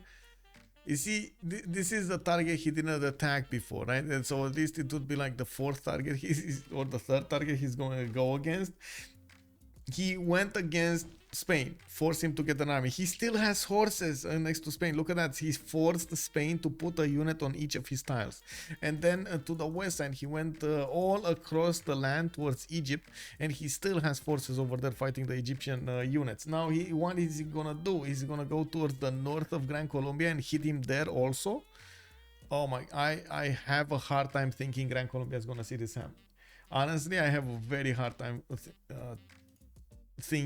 imagining that Xpli is gonna know about this. He's focusing all of his efforts to the south here, and you do see India is trying to keep all of his attention on his Varus rather than let him sim. We do have those Varus very, very strong with an amazing ability of 62 defense to defend themselves over there. So they're not going to be phased off that quickly. Of course, the Gran Colombian archers are still getting stronger and stronger with every shot. So Nainte is not gonna have an amazing amount of time to deal with this and keep, of course, Gran Colombia's attention without putting more units on the front line. He also needs to be careful how he's gonna do this because those are his last remaining units. He has 4 more Varus. That's it, no more. Of course, he's close enough to Australia that Australia might actually want to get into the action there. We do have also Killayad that needs to defend himself against his aggressor there. We do have the French Corsair starting to come online as well. We were thinking about this, but guys, remember what I said about the strength between the units of France and of course the TOAs. Let's actually see this. 59 against 52, and that is without the -5 they get when the TOAs are next to them. Guys, that's just equal numbers there. And, oh, never mind. It's 59, 55. The TOA probably just moved there, and that's it, right? Again, without the -5. This is not gonna go anywhere. This attack is not gonna go anywhere. Maybe we don't see the spy, but the spy is just gonna give him an extra +3 intel on opponent's movements. And Killayad does have 68 science. He should be trying to get to printing, right? So he gets an extra diplomatic visibility. So yeah, he's stirrups though. He's going stirrups. He's going feudalism. He's getting a religion. Let's see his religion soon enough pop off here. He's trying to get more settlers in the meantime, and he is getting his cities relatively close to Spain now. That's gonna be fine. That's his ally, so it's fine. Okay, so are these guys oh my god, 2, 4, 6, 8, 9 units from Mongolia going towards their opponents. Jesuit education. Let's see. Yes, he went Jesuit education. He can purchase the campus and the theater square buildings in the districts with faith, but that city will need to be converted. And then he does have defender of the faith with an extra plus 3. But again, he's gonna need to buy out quite a few missionaries to start to convert his cities, so he gets the plus 3. So I guess now it's gonna be even worse for the coursers to attack into Maori's units. Coursers going for Gran Colombia. Yes. Oh, silver. Oh man, I totally forgot where that is from, by the way. I remember watching when I was little, and I was always remembering this line, like, oh, silver. Away. That's it. I don't remember anything about the show. I don't even know what it was called. I was way too young for that. Way too young for that. But it was on TV, so we got to watch TV. Anyway, does anybody know what it is? Where it came from? What vision does Gran Colombia have to the north, like overall? Let's actually take a quick peek over this. We do not have it with that much vision. He has a few archers that are trying to push back the Indian units to the east side, and that's about it. He's still casually building commercial hubs in the city of Quito and Bogota, while his main focus was definitely to the south. He is getting a few more knights and horses, and yes, these are fast units. They could actually get to the north quite quickly, but I gotta mention something. There are no roads helping him move through those rivers over there between Bogota and the Cuenca that are going to be allowing him to do that faster. Halosar is telling me, wait, the Lone Ranger? That's it? That's it? Oh my god, man. That's like, I gotta put this at some point. No, Wait, that's the Lone Ranger from 1956, because it looks like there's another one from 2013 made with what was this, Johnny Depp, I believe, playing it. So music was composed by that's amazing, by the way, Hans Zimmer. Yes. And this was also good, by the way, but it didn't have the Iho silver thing over there. Wait, I just earned a copy of something.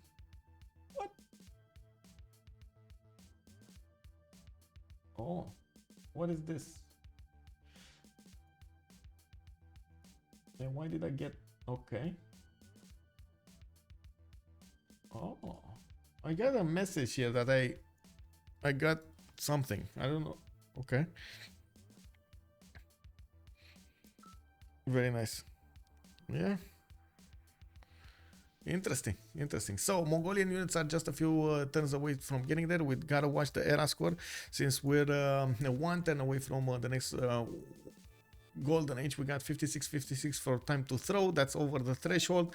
Konson is also 11 points from the threshold. He's gonna be normal age. Nainte is 61.53 over. We got over the threshold Biscuit. The SunBro is there. Captain Morgane is 6 points, actually more than like 14 points over. Xpli is not gonna manage to make it to a golden age, unfortunately. He was 1 point off, and I gotta say Mongolia would have been better off going for the dark age than a normal age. But I guess that point is mute right now. He does have 6 movement courses with a great general coming up towards Gran Colombia. He's probably going to need to mass all of them to the north of Quito, so he doesn't actually give his position away to the Gran Colombian archers. I think it was also in Bruce Almighty. I think it was. I think he actually made fun of it, right? Like me, he just referenced the initial one. I'm pretty sure it was cartoons though. Let me see.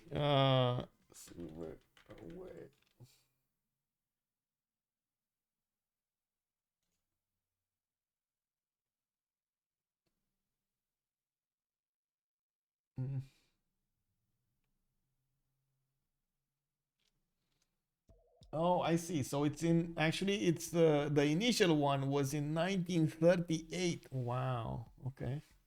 Yeah, that's early, bro. That is quite early over there. It is what it is, man. It is what it is.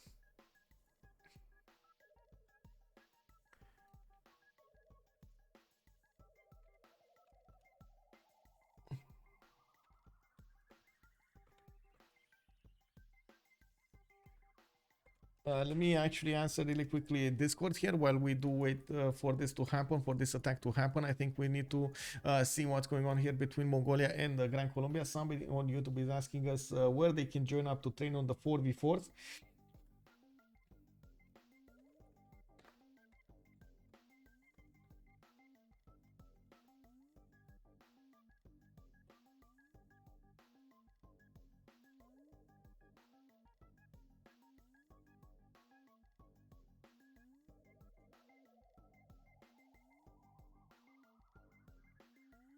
Okay, there we go.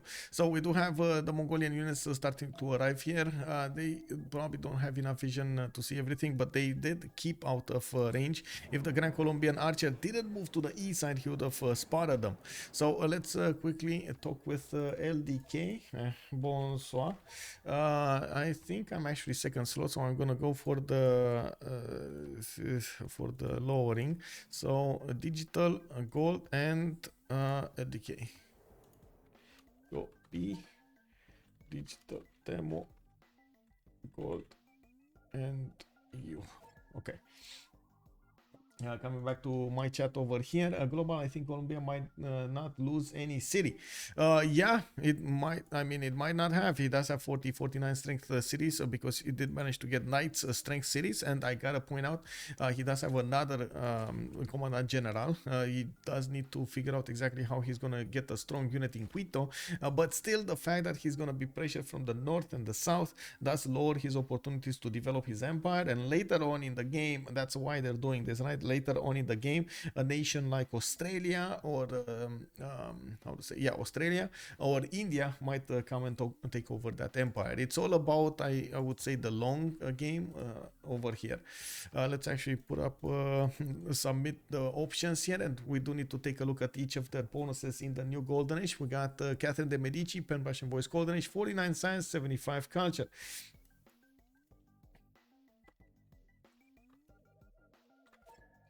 We got Konson with 26 science and 21 culture. It does seem like he's in a normal age. CPB Nainte with 51 science, 77 culture went for a actually this is his first Pen Russian Voice Golden Age. In the first one he went monumentality. Biscuit of 65 science and 74 culture. I do see him going for a Pen Russian Voice Golden Age. SunBro is gonna have 68-54 with Pen Russian Voice Golden Age. We do have Cleopatra, Pen Russian Voice Golden Age 64 and 111 culture. That's a lot of culture, by the way. He kept on being pushed over here by Mongolia, and it does look like he did manage to successfully defend this, not before forcing Captain Morgan to put some more defensive units to the north of his empire. Xpli on 43 science and 26 culture. Simon Bolivar does have a serious issue here with the Mongolian horde coming up from the north. That general is still going to need at least 2 turns. Oh, he has been spotted. Oh no, the Mongolian units go in, and now Gran Colombia scrambles to get a defense for his cities. Bogota getting a courser in. We do have Varus coming up from the east side. More horses are being dispatched from the southern defense to go for the north. The Knight did appear over there on the front line. It is strong enough to trade punches with the Indian Varus, but now the Mongolian horde from the north is gonna say hello. I gotta say, at this point, Gran Colombia needs to figure out to close the... Oh no. No! This is a serious threat, guys. If Mongolia goes behind the city of Quito, and he does have this a line of access over here to go to the city of Quito, this is gonna go down. It's gonna go down really quickly. Does Konson? Konson can put units in the water also. Oh my god, yes, shipbuilding going crazy here.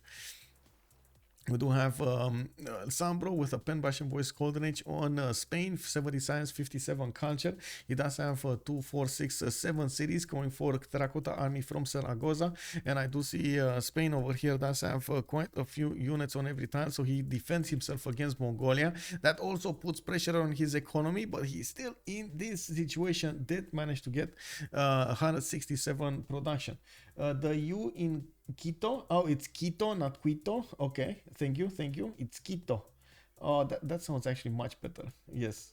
And Tito's points out the obvious over that Maori has 10 cities. Yes, and he keeps on growing. It seems like France's units are dying against the Toa line. We do have Maori converting these cities to his religion. He's getting that extra +3 Defender of the Faith.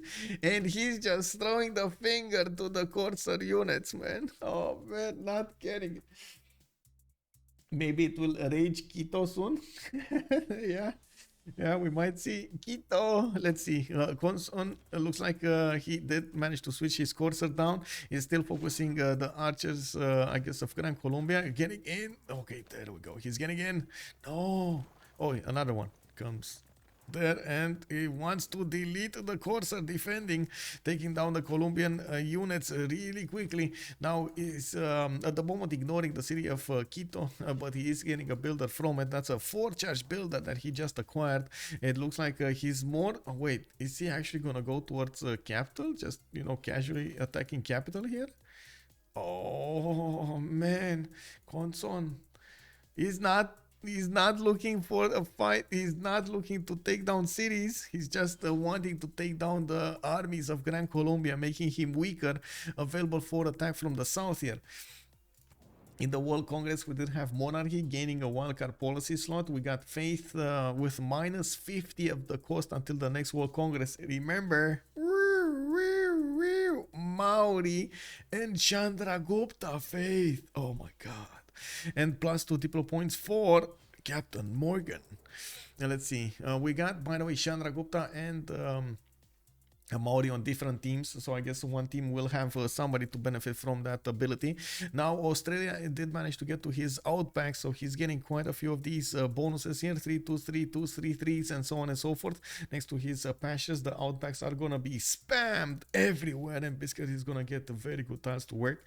He did also manage to get Abu for his extra heals, and it looks like Colombia is actually not gonna stand still. He's gonna get a few units to attack into his opponent here, maybe get a few pillages.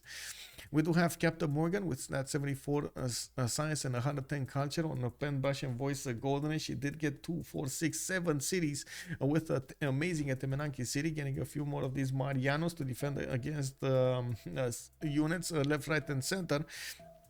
While he did manage to push back the Mongolian units, especially with the help of Gran Colombia here, managing to levy the units of the city-state of Kabul, helping him out. Let's see the early moves throwing around. We do need to take a look over here what's going to happen in the cities of Gran Colombia. Xpli is going to have quite a bit of a challenge. And I gotta say, Xpli did notice he has a weak point over here. The city of Quito is going to be defended by one single Corsair. The Mongolian units don't actually have... oh, wait. Oh, my God. India? Is India just going to casually buy units from the city of Kozhikode? I think so, right? So we might actually see catapults coming out from India. Oh, that's going to be nasty. That's gonna be nasty, guys. While Konson Corsairs are just going and ravaging the cities of Gran Colombia, we got India just casually getting his city right in his face, finishing up Grandmaster Chapel in 2 turns. And he does have, let's see the faith. He does have 101 faith a turn with 475 faith in the bank. Oh. So much action everywhere. Yes, indeed. We got so much action everywhere. Yes, yes, yes. LDK is calling it out. CPP just wants blood. Man, when they want to steak. What do you mean? Bloody steak.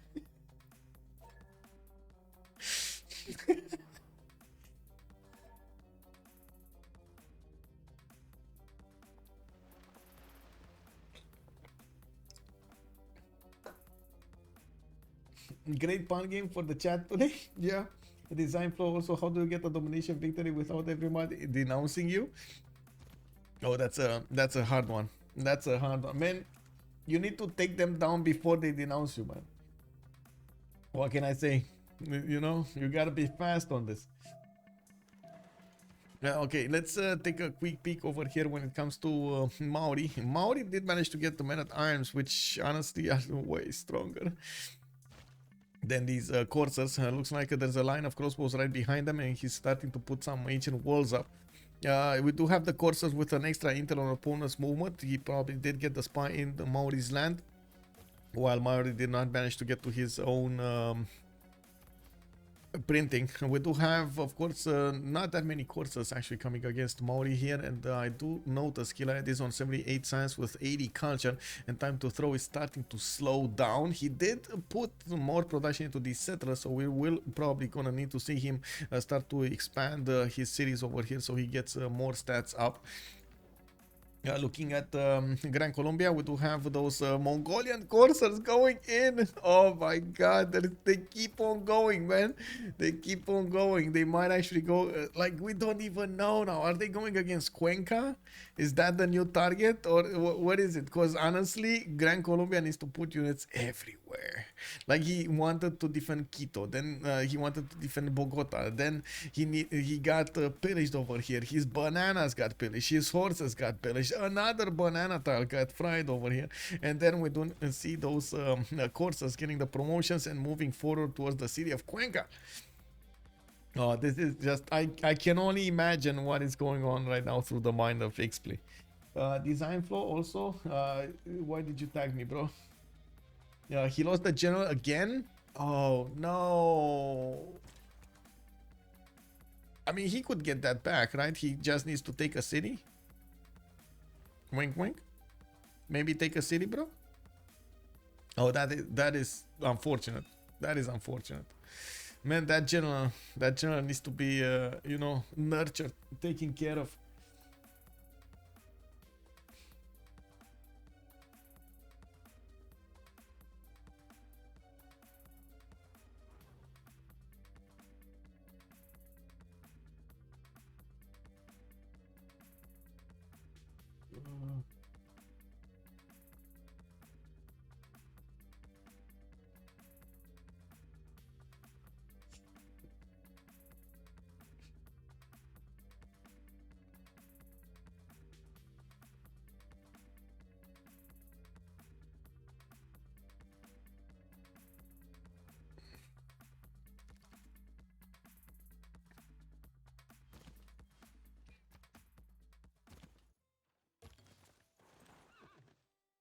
Okay, so now we do need to see how Xpli is gonna try to stop the Mongolian invasion.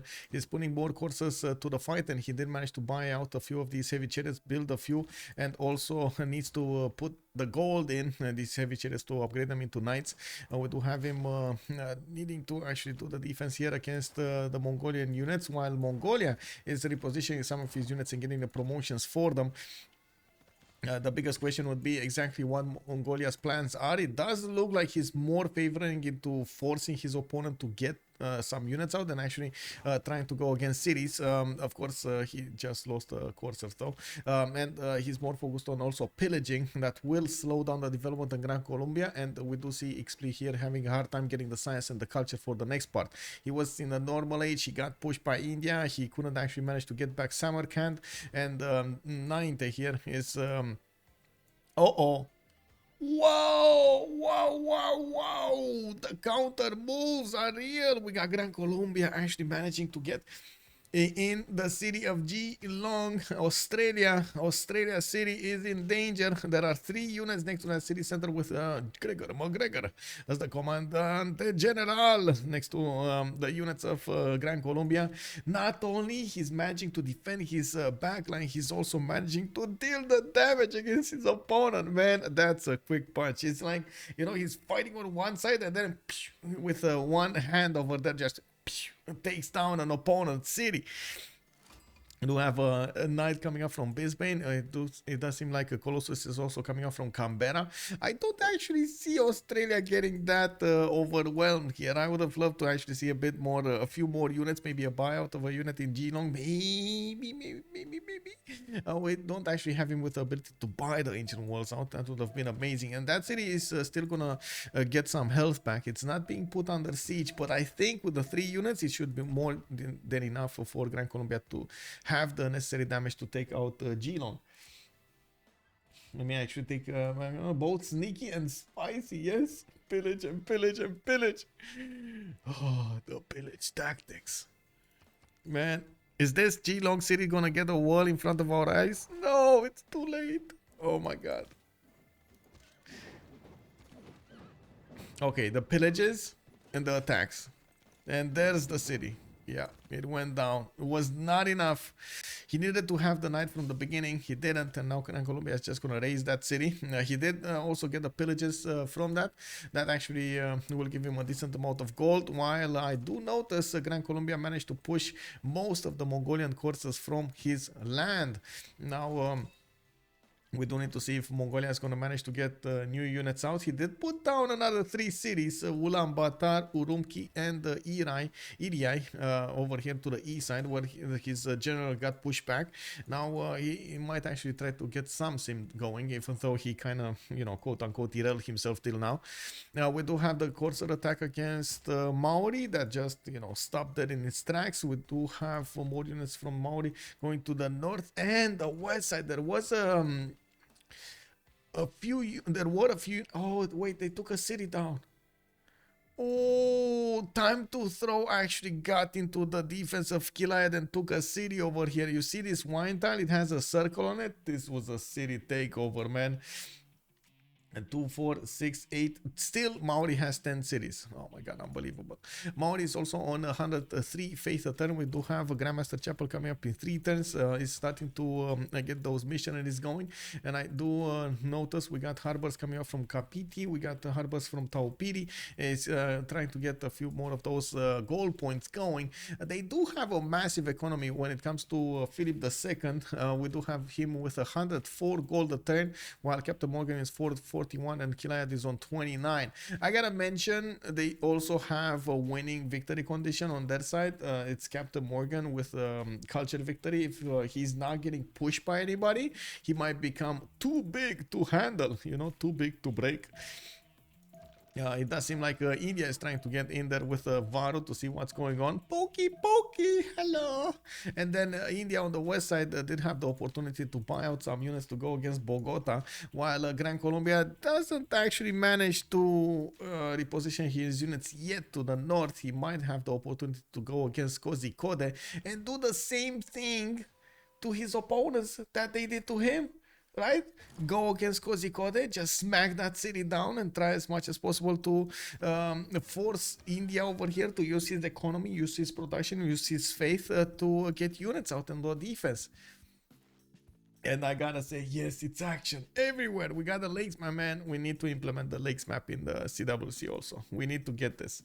Mahabodhi Temple coming out from the city of Agra. That's another possible victory condition. If they do manage to get enough Diplo points, they might actually go for a Diplo victory. But I think the first 2 points went to Egypt and the second 2 points went to Egypt as well. So we might actually see Egypt over here running away with those points. He's only on 4. I guess that's not really calling running away, right? Okay, that's not really running away.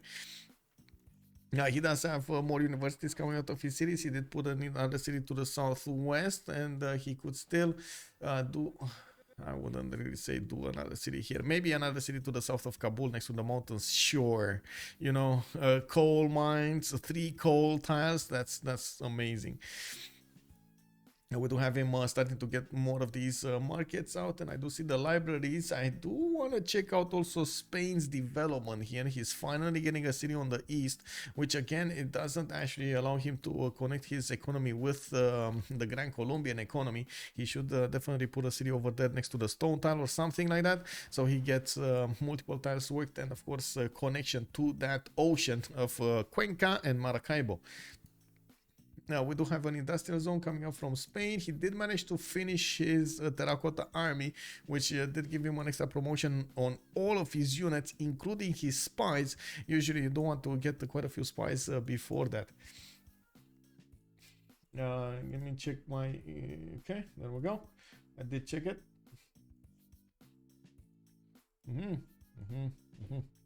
Okay. Oh, I need to copy paste this to somebody. Give me a second.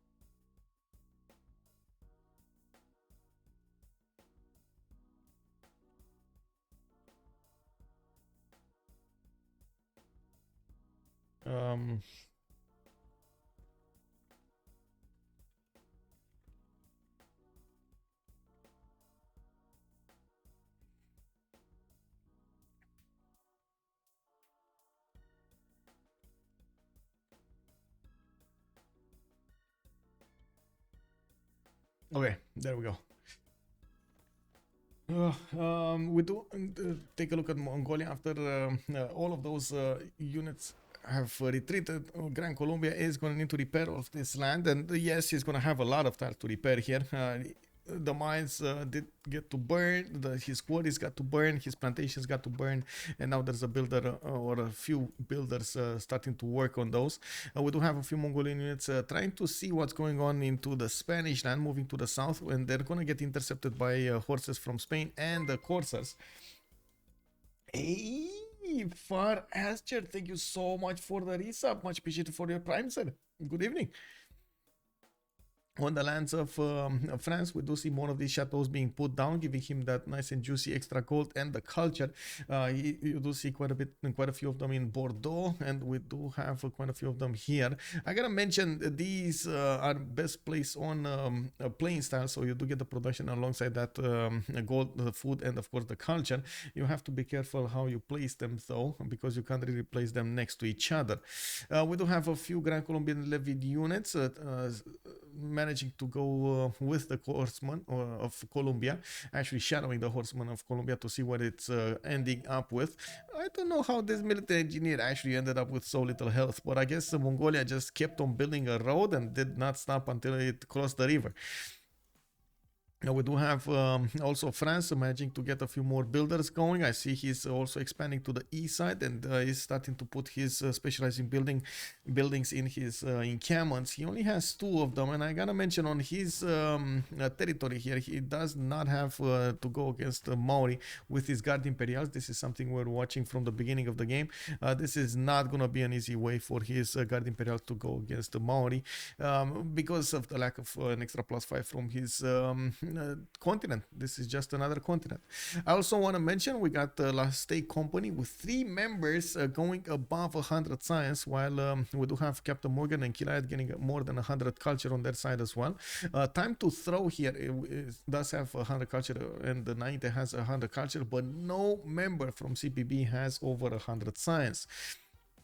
The most is TimeToThrow with 89 science. It's gonna take a little time for them to catch it up. Australia over here did get hit by that Grand Colombian Corsair army with the support help of Gregor McGregor, and now he's pushing back his opponent, but not before he lost a city. That was quite a problem here. We do have actually more theater squares coming up from Adelaide, industrial zone from Canberra. We did see a decent amount of outback stations being placed, and they're starting to get their bonuses going. But it doesn't look like he's in a very good position right now. We're gonna see when this is gonna end up in soon. On Maori, we did see more lands getting improved by these preserves with the groves, and his mares are also getting him that extra culture per turn. He should be well on his way to getting higher technology here. It looks like he's going on the bottom three on castles and going for mercantilism. While there is a Mongolian courser here that I'm not sure exactly how he got in. But of course, the knight needs to first move him next time. I don't see encampments coming out yet, or that many encampments coming out from Maori, even though I just said that. I see one in the city on the west side, Pokohiwi, where there were a few French units arriving there. He might gear up for war for the next part of the game, and we're going to need to see that happening quite a few times before, when he's going to start getting those encampments going with the points for the great generals. At the moment, we do see a race also coming up for the merchants. Spain does have 7. We got France on 8, Australia is on 3, Gran Colombia on 5, Egypt is on 6, and they have been recruiting a few of these great merchants, with Spain getting Marco Polo. We did have north, okay, there we go. Spain getting Zankian, so he got 2 of those. While I do see Coleus did get recruited by also Spain, and there was Ifaldan. I don't see Ifaldan. Do you guys see Ifaldan? That's the, oh, there we go. Ifaldan got recruited by France. So I guess at this point, even if Australia was making great merchant points, or Egypt, they could not manage to get the juicy ones, the good ones. And also I see Killayad did manage to successfully take out that courser of Mongolia. It's fine. I don't know why we were worried. I'm very worried about Gran Colombia's health here. With 55 science and 32 culture, he is next to Nainte's 80 and 106, and we do have quite a bit of potential over here for India to get his attacks going. He did manage to finish his Grandmaster Chapel in his capital city, and he does have a spy coming up in 4. Settled more cities to the north and getting more holy sites from them. So not only he's gonna get extra general points from those holy sites, but he's also gonna get his faith generation going. Okay, we'll see how much science he's gonna manage to get there. He does have a bit of a problem though. On his east, behind the mountains, we do have, as you can see over here, Egypt. So maybe later on in the game, we might see Egypt try to go against him if there's going to be too much of a difference in the science. So I'm pretty sure and India over here doesn't really want to spend a lot of production going against one opponent, when the other one will just come and clean him up at a later stage. He needs to be careful how he balances out the production he puts into expanding and getting his stats up versus how fast he wants to take down his opponent. At this point, it doesn't seem like Gran Colombia is that much relevant to the game, as in it's affecting the game that much. This position, yes, sure, it's affecting the game. It will give Spain some extra trade routes to go for, but I don't see him using the extra trade routes. So Spain is more, yeah, he's simming with Killayad here. He's sending these traders to the capital city of Maori. He's not caring about the units on Gran Colombia. One benefit is anything Colombia wants will be boosted. Yeah, that is true. That is true. That's one benefit. Yeah, got one weird desync over here on Nainte. I don't know why.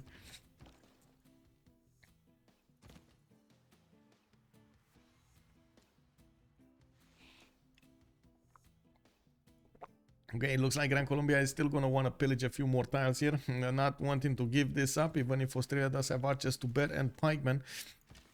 And that courser is still strong enough to get a few pillages and then run away.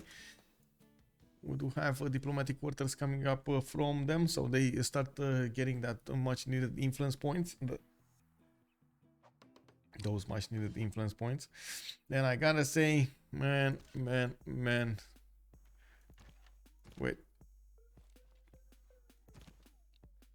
France is starting to get in here. Well, I say that, and then I see the coursers that are gonna get the counter attacks. Not gonna be easy. Not gonna be easy.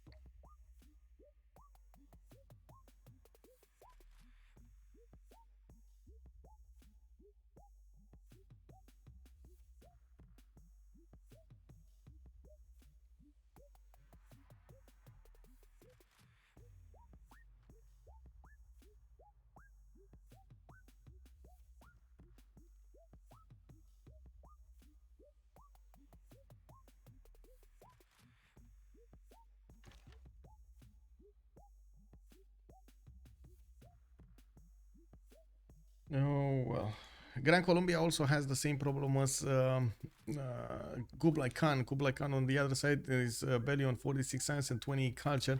Now getting a few Keshik, still putting down in Camel, so he generates those great general points, and he will probably want to put more pressure on Spain. But even so, it doesn't look like it's gonna be that easy for him to do any more significant damage against his opponents.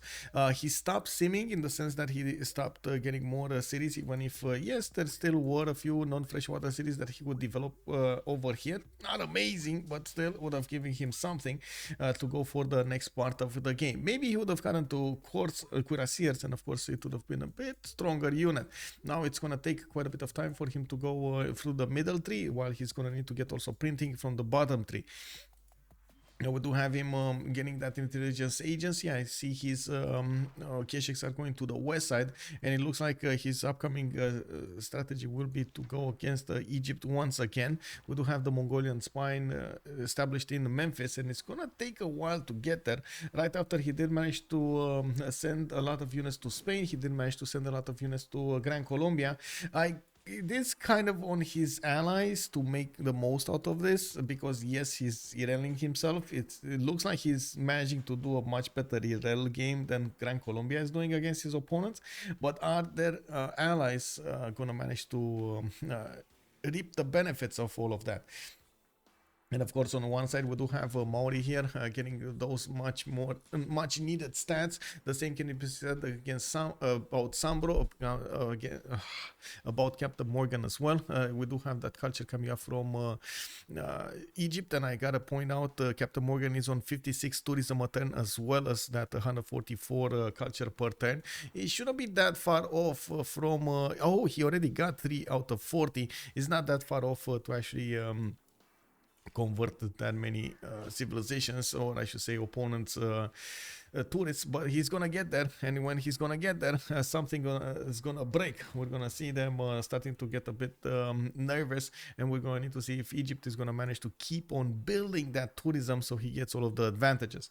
Now probably that's one of the reasons that Mongolia does want to put more pressure on Egypt, even if it is from so far away, so he can actually try to destabilize the peace over here that Egypt is benefiting from.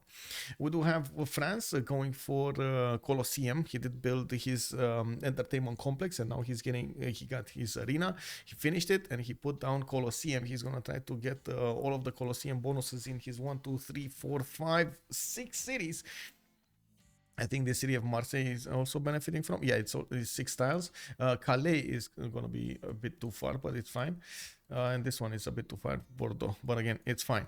Now, we do need to see how he's going to try to follow up this French Corsair attack against Maori. Yes, he did manage to pillage quite a few tiles. He did manage to do some damage, killed a few units, and forced Maori to do a defense. Now that Maori did get his Grandmaster Chapel, I'm pretty sure it's much easier for him to replenish those units on the front line. And we do see him also with a lot more science overall, 50 more science to be exact, or I should say 46 more science to be exact. We got Killayad on 152, while he does have 110 culture. Both are in Pen, Brush, and Voice golden ages, and a lot of that culture is gonna just disappear at some point in time. Thandorius also, I never got to hear your reaction in the Freitos versus COC finals when Rome picked up God of Healing. What did I think? I mean, I don't like it, bro. I did not like it, but I guess, I don't know, that was the moment I think, how to say, Rome got triggered really badly. Like he got so triggered, he got outmoved there.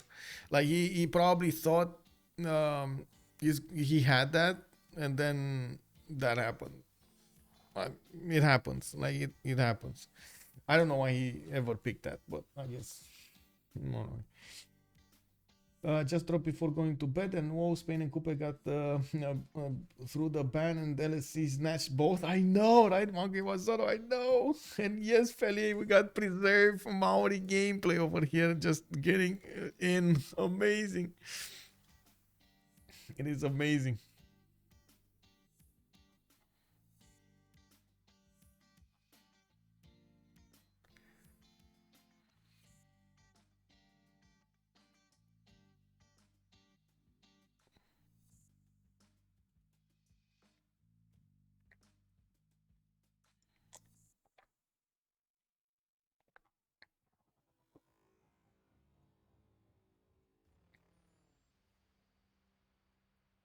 Okay, 5 turns for that Colosseum from Toulouse. More universities coming around for the extra science, and that's something that also Maori is getting more and more. He barely is getting his universities also. That means a lot more science will be generated here on Maori's cities. I do see spies coming out from France, and they're starting to steal.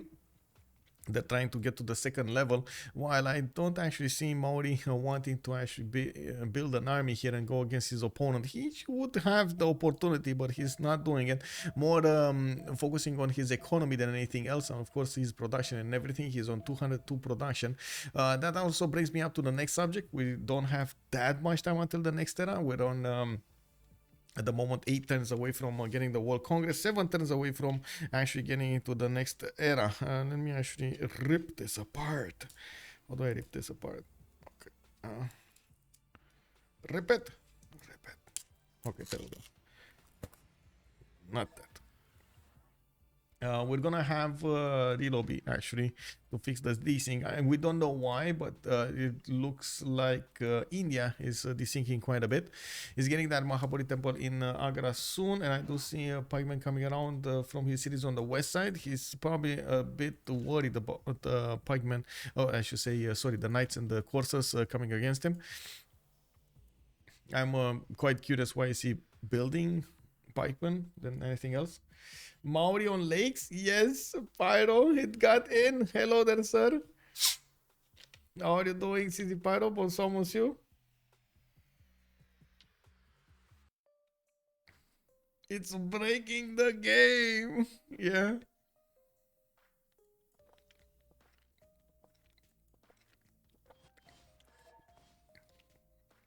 Okay, we gotta relobby here. Hopefully it's gonna be fine. Did they just forget it? They might have. I mean, I don't know. Why did Team 2 grab Maori?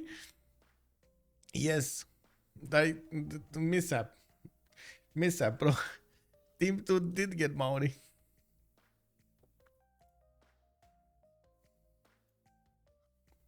You know, one of those times you are so used to banning something that you're gonna forget about it.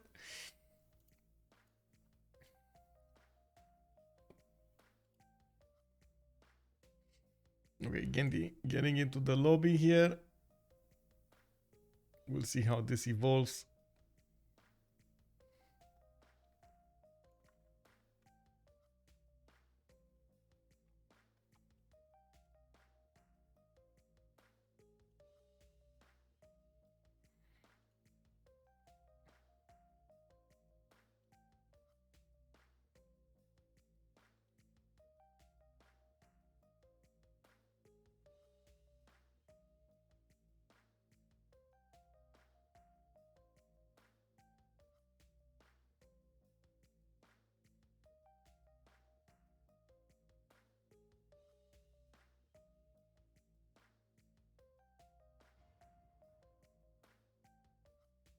Just waiting for everyone to come back. I'm actually quite curious how the dynamics will change in the next period, especially with India trying to get bigger, with Coupe still seeming, and France trying to keep up with him.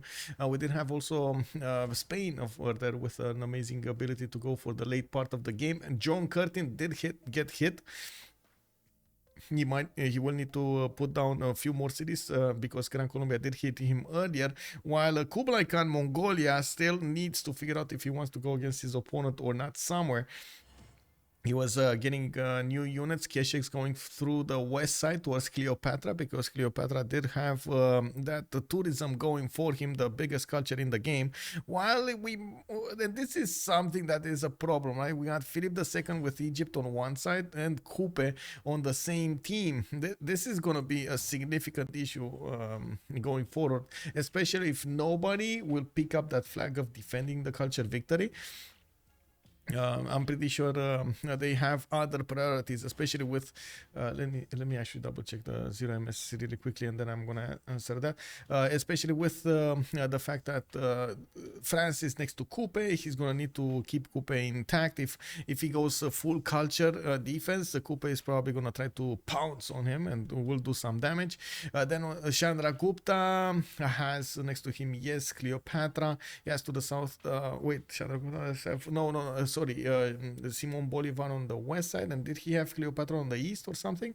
I need to check when we come back into the game. I'm not sure if it's Catherine de Medici or Cleopatra there.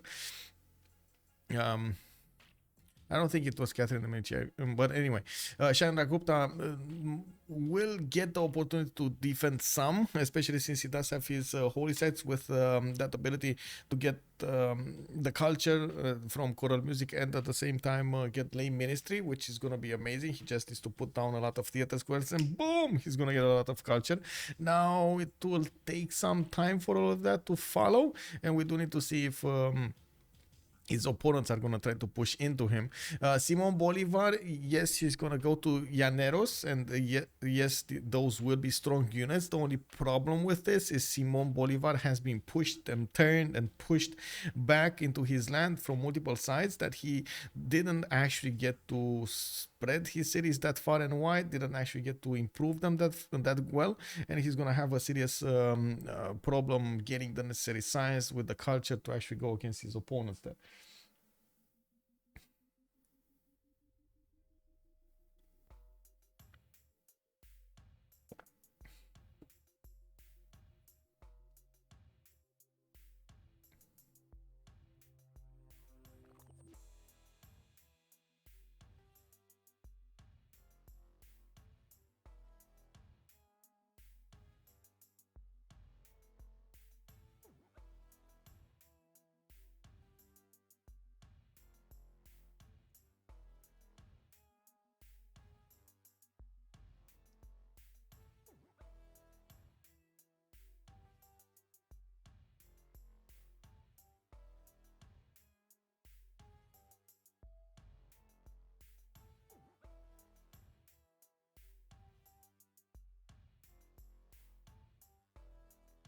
I think we're waiting for Xpli to reconnect. I don't know why he's connecting, disconnecting. Oh, okay. He connected and pushed time to throw out. How did this happen at the same time, man? Oh, man. What did Coupe break? The rules. The rules of engagement there. Yeah.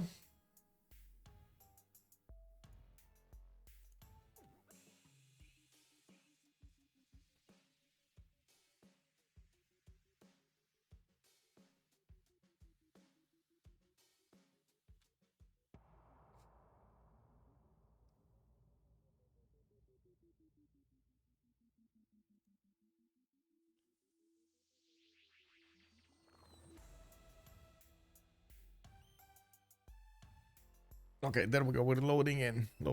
I'm gonna keep the screen here. We're not gonna move. Oh. New song. We're gonna move quickly. New song, by the way, guys. New song yesterday. Made yesterday.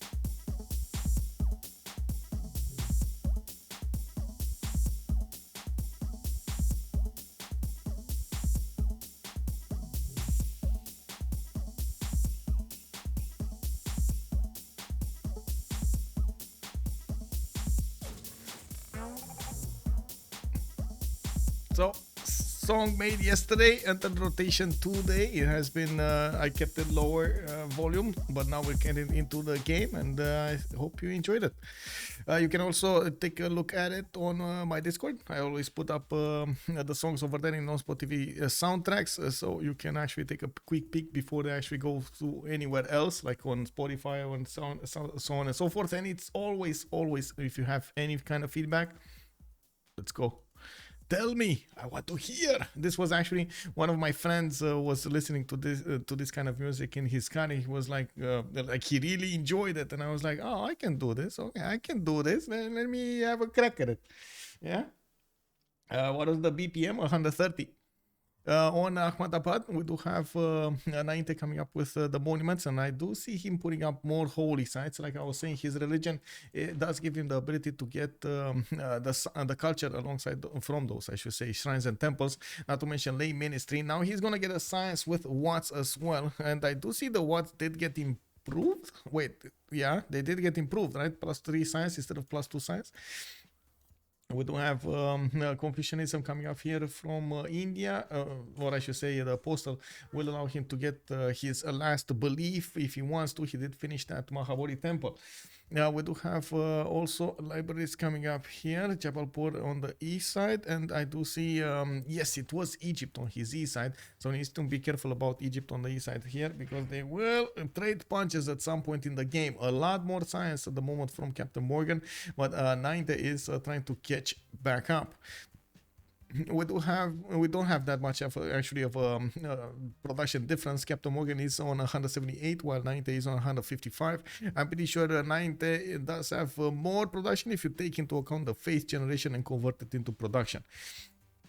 Now, there will be a major advantage for Maori and Spain at the same time, because they will get to trade with each other with coastal trade routes going next to the city of Nalanda or through the city of Nalanda, and that's going to give them quite a bit of an opportunity over here to get a lot of economy going, get those bonuses from their alliance, and of course get ahead of their opponents.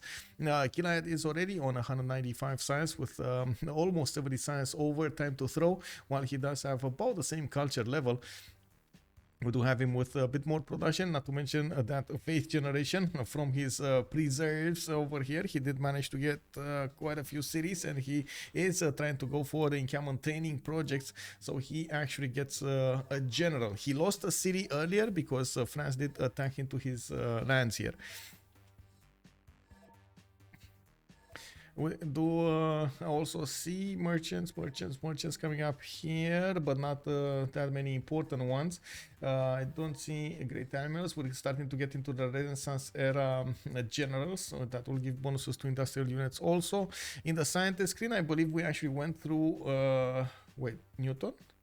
Newton got picked. Isaac Newton got picked over here by Spain. So again, Spain is getting an advantage over his opponent. Ibn Khaldun was actually picked up by Egypt. That's the happiness scientists, as people like to call them, while Australia did start to acquire some of these industrialists, or I should say the engineers. Biscuit still managed to get 123 science with 115 culture, definitely way ahead of Xpli's 56 and 32, even if he did get pushed back into his land and lost a city. Now he is benefiting from the most production in the game with 231 production. He's going to need to figure out how he's going to use that production to actually do some damage over here, or get his team to the winning spot. We do have India defending Samarkand with all of these battles. He did put a pikeman there, and I gotta point out India does benefit from GMC, that's Grandmaster Chapel, to defend here. I gotta say, I remember Ensasu was asking us about earlier, was asking us why did they forget about Kupe. Well, Kupe is a nation that is almost always banned or picked, and usually this nation is quite how to say, feared because it's of its ability to create chaos from the beginning of the game. If it gets left alone, it can sim very, very well, and especially on maps like Highlands or Seven Seas or this map right here, Lakes. It can do so much, so much. It looks like they forgot to pick it first or ban it, and because they forgot to pick it first, it got actually picked. That was amazing. That was amazing. Actually, give me a second over here. No, sorry, Maori is first. Maori was picked first, I think. So they forgot to ban it. CC Pyro, this is a bit of a asterisk there. It was the first team. That's team one. Team one on LSC. Hello, Saroso. Plus amenities guy.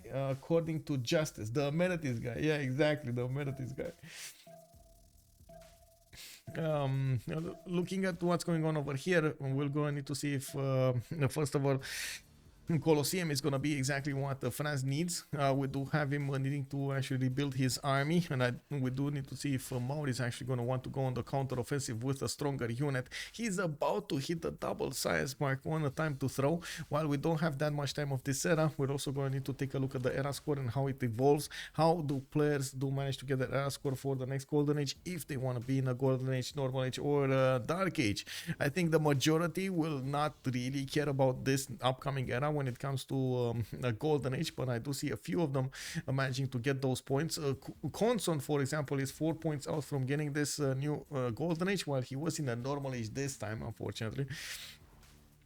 We do have also Captain Morgane with 9 points out from getting to a Golden Age. He is getting stables. I see libraries. He did finish Kilbaki Sivani. He's getting a campus here. That's a +2. We do have universities coming up from Sheret. Okay, campus from Thebes. He's getting a +4 here. Okay, very nice. And I do see more builders coming up from Cyrene. He doesn't have a lot of time, though. Definitely doesn't have a lot of time to get through all of these points. He's gonna need to put a step on it to get there. Well, anyway, we do have him putting down encampments, and that's actually quite interesting. We might actually see him try to do some damage against his opponent here. Cleopatra is next to Catherine de Medici, and they are on different districts, different continents. Because of this, by the way, Paris did actually settle on the white continent instead of settling the green continent on his west side or to the south. Just stayed in place over there. It was Cersei. Yep. What is the circle of the shame north of Coupe? Wait. Oh, this one? It was this was a city-state. I'm not sure if it's, I think it was Jerusalem. It was a faith city-state or something. Yeah, it was a city-state. There was one that got lost here from Maori, though, on the west side. On the wine tile, there was another city. It got taken down. Also, Luca Viro, how are you doing, sir? How are you doing tonight?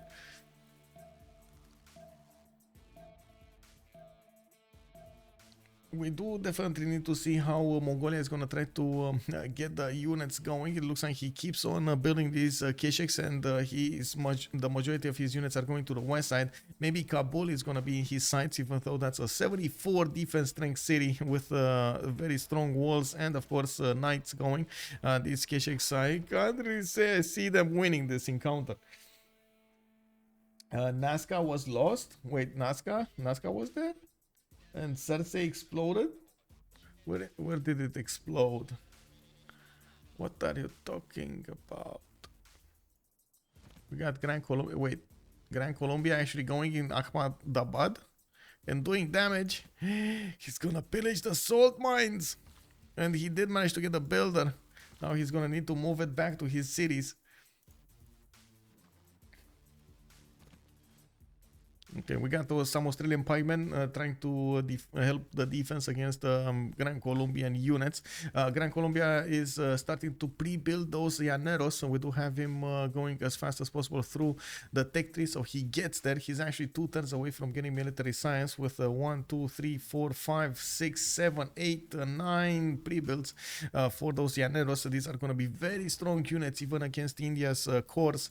India just got a CAF core over there, and I gotta say, if you don't have a lot of units, those Llaneros are gonna go through butter. It does seem like Xpli over here is gonna get his vengeance against his opponents. They're gonna feel the wrath of the Gran Colombian military. Yeah. Okay, Santiago Marinho is coming up to the fight here. We did have Gregor McGregor from the beginning. It does seem like we're a few turns away from getting a new one, and we're going to need to see if he's gonna want to do, you know, some other units as well.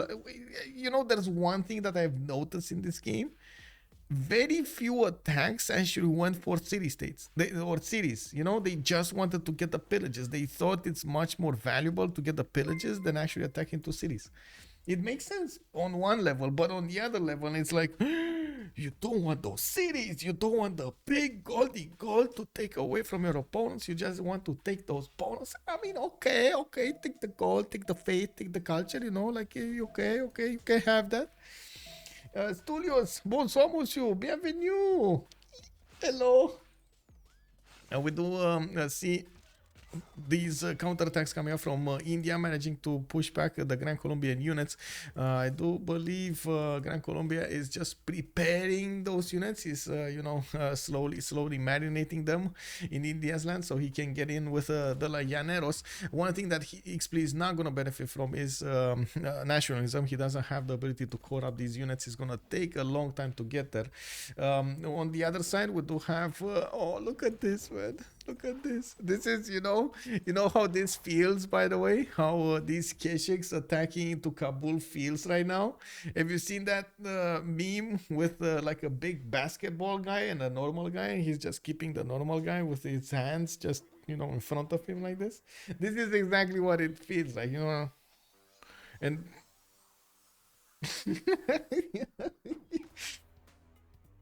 yeah, better pillage than having your units die for nothing. Mitashki, yeah. I guess so. But if you manage to actually get your units to do something and take a city or two, that might make it worth, right? We got French calves coming online here. TimeToThrow is upgrading them, and it looks like these calves are not going to have enough damage to go through the units of Maori that easily, especially since Maori did keep on improving this defense, getting an encampment, getting that Victor in there, getting a project or multiple projects actually for his generals. He's going to try to actually get all of the bonuses. Oh my god, put the cream on his units. We do have a Colosseum finished up for France, and looking at his people, they are extremely happy. They're ecstatic. Yes. The happy citizens of Paris. Now we do have Mongolia putting more Keshiks, dedicating more Keshiks on this road to hell over here to the west side towards Kabul. He's gonna need to get in there into the lands of his opponents to actually break down that defense. Spain has the same problem actually. SunBro did want to keep on expanding his cities to the south, and he did start to get his production going with factories coming out of his cities, and I did see shipyards also coming out from other cities. He did manage to get to industrialization. We got the coal power plants getting online. And we do see him managing to push back the Mongolian units. He has been pushed by the Mongolian horde from the beginning, but not as strong as you might think. Ifs and buts, yeah, make you go nuts. yeah. Oh, I made a rhyme. Yay.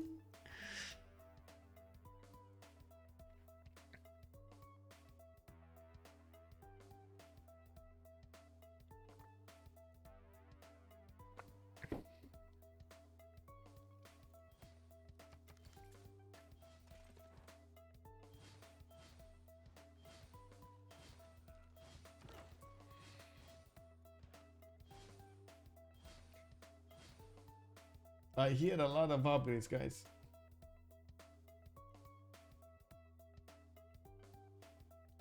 I hear a lot of upgrades somewhere. Again, somebody's upgrading a lot. Oh, is that Llaneros?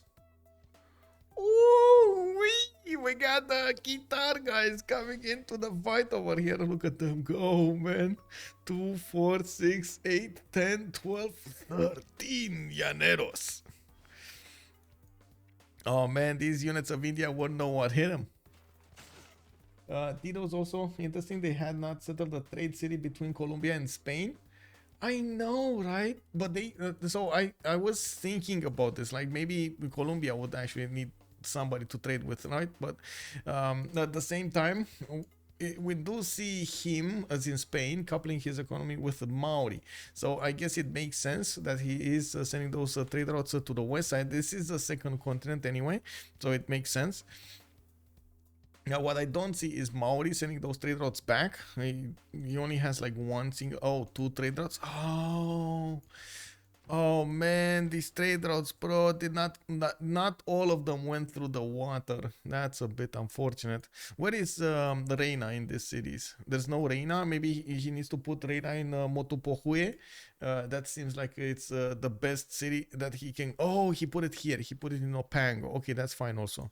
I'm pretty sure the trade routes, the majority of the trade routes actually go through here because they were sent to Opango or the capital. So it should be that way, right? It should be that way. Okay, it's fine. That's why they're getting so much gold. Actually, on this side, we do have LSE getting the gold. I got it. This is like serious gold going on right now. 151, 54, 52, and 93, while on the other side we got 97, 134, and 84. The biggest thing here is this Llanero push. We got Gran Colombia managing to get those units improved right below the eyes of the Australian spy. He knows what's going on here. He can relate to that give that information to India, relay, I should say. And we're going to need to see what happened. Honestly, I thought Australia deleted the night core, and for a second over there, I was like, this happened, but no, he didn't. Actually, he moved it back. It's fine.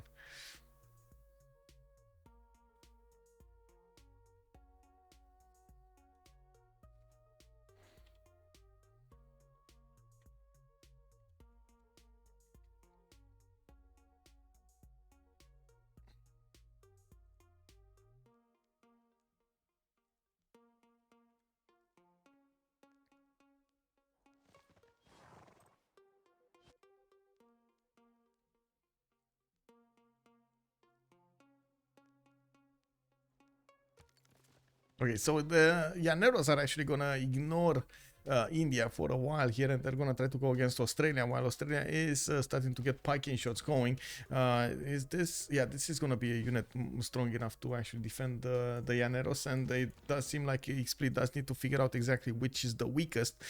India did upgrade his first cuirassier in the city of Samarkand, and that could be a city that he could take over. I honestly wouldn't really favor him trying to split his units up, but I do think Australia will have this defense sooner or later. He does have a lot of production going. With 290 production, Biscuit should be able to pump out units quick enough so they get into position, and of course core up. That's very, very important. The coring up is gonna be the way to go here. The Llaneros do have enough strength against the normal piking shots, but they have a really hard time going against the other ones, the cord up ones. The pikemen have no chance. Now we do need to see also India getting the same units on the defense here in the defense of Samarkand. He does have the ability to buy the units with faith, and he does have 200 faith a turn with much needed 183 science per turn and 94 culture. We just went into the new era, and we do see Konson is golden age, while nobody else did manage to get a golden age here. Can you zoom in? Yes, I can zoom in on the guitar, guys. Give me a second. Oh, +5 Congress. The Llanero timing. Oh my god, who has the points, guys? Give me a second so I can see this up, and then we're gonna talk.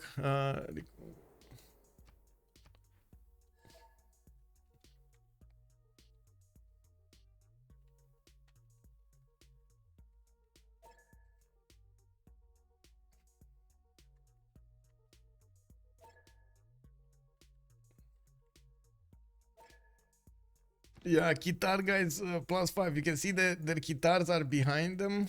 Oh my god, look at the guitars being handled behind them, man. These guys are just speeding their opponents, and then at the end of the day, they're just sitting next to a fire and playing the guitar, having some fun, drinking and dining. Oh yeah. next to the fire.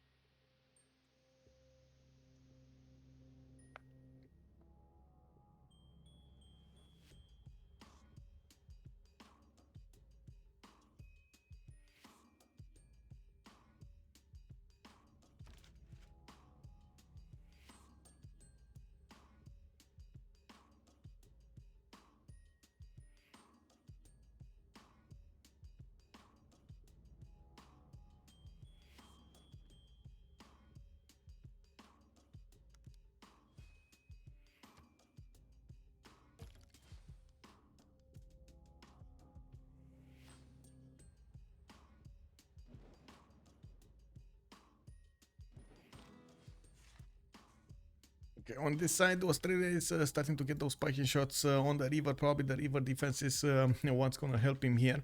Getting an extra +5 on those units is going to be extremely important. And now we do see Gran Colombia has the majority of the units towards India, and he still is not yet fully convinced exactly where he needs to go. This Gran Colombian Llaneros, wait, did he get a +5? Oh, they got a +5 on the light cabs. Oh man, pass me a tiebreaker. It's a tie, guys. Oh my god. Minus 50 on the faith.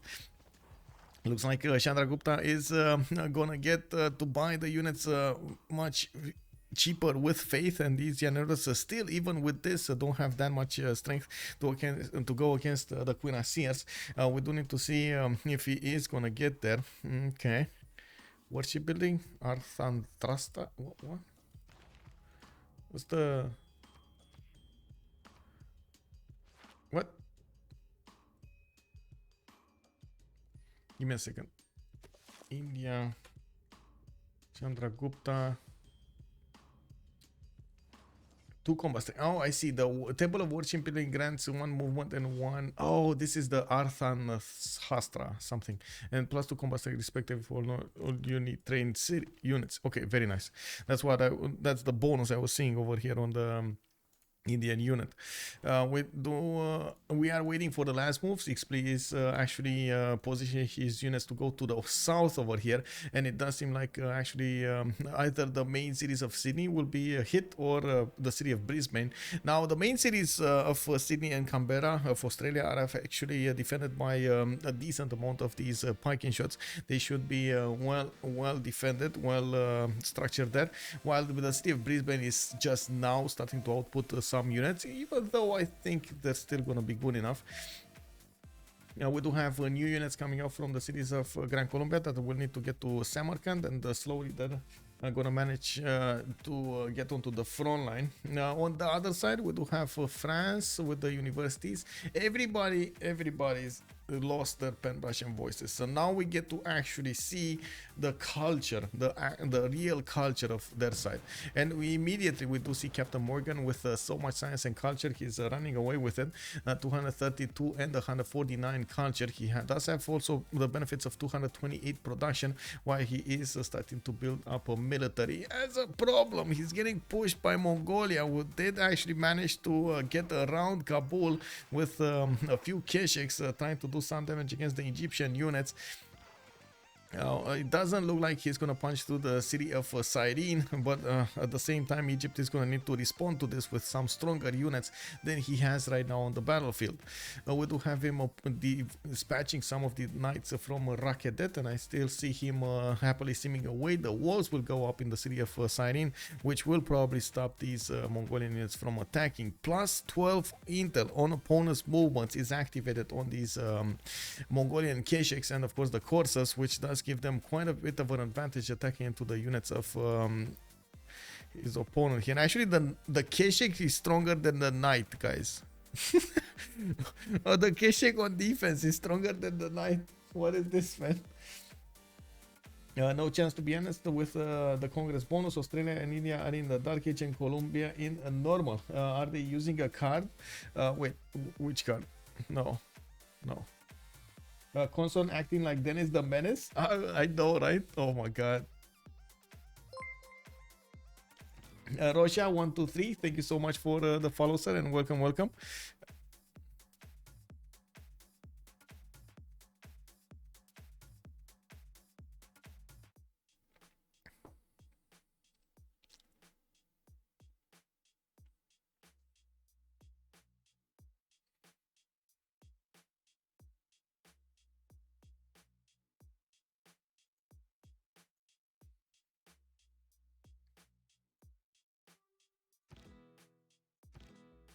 Okay, so in the south, looks like Australia is working on building his ancient walls, which are going to go up next turn. We do have the line of pike and shots getting the position there, and even if the Laneros are coming next to them, it looks like they're not going to get hit this time.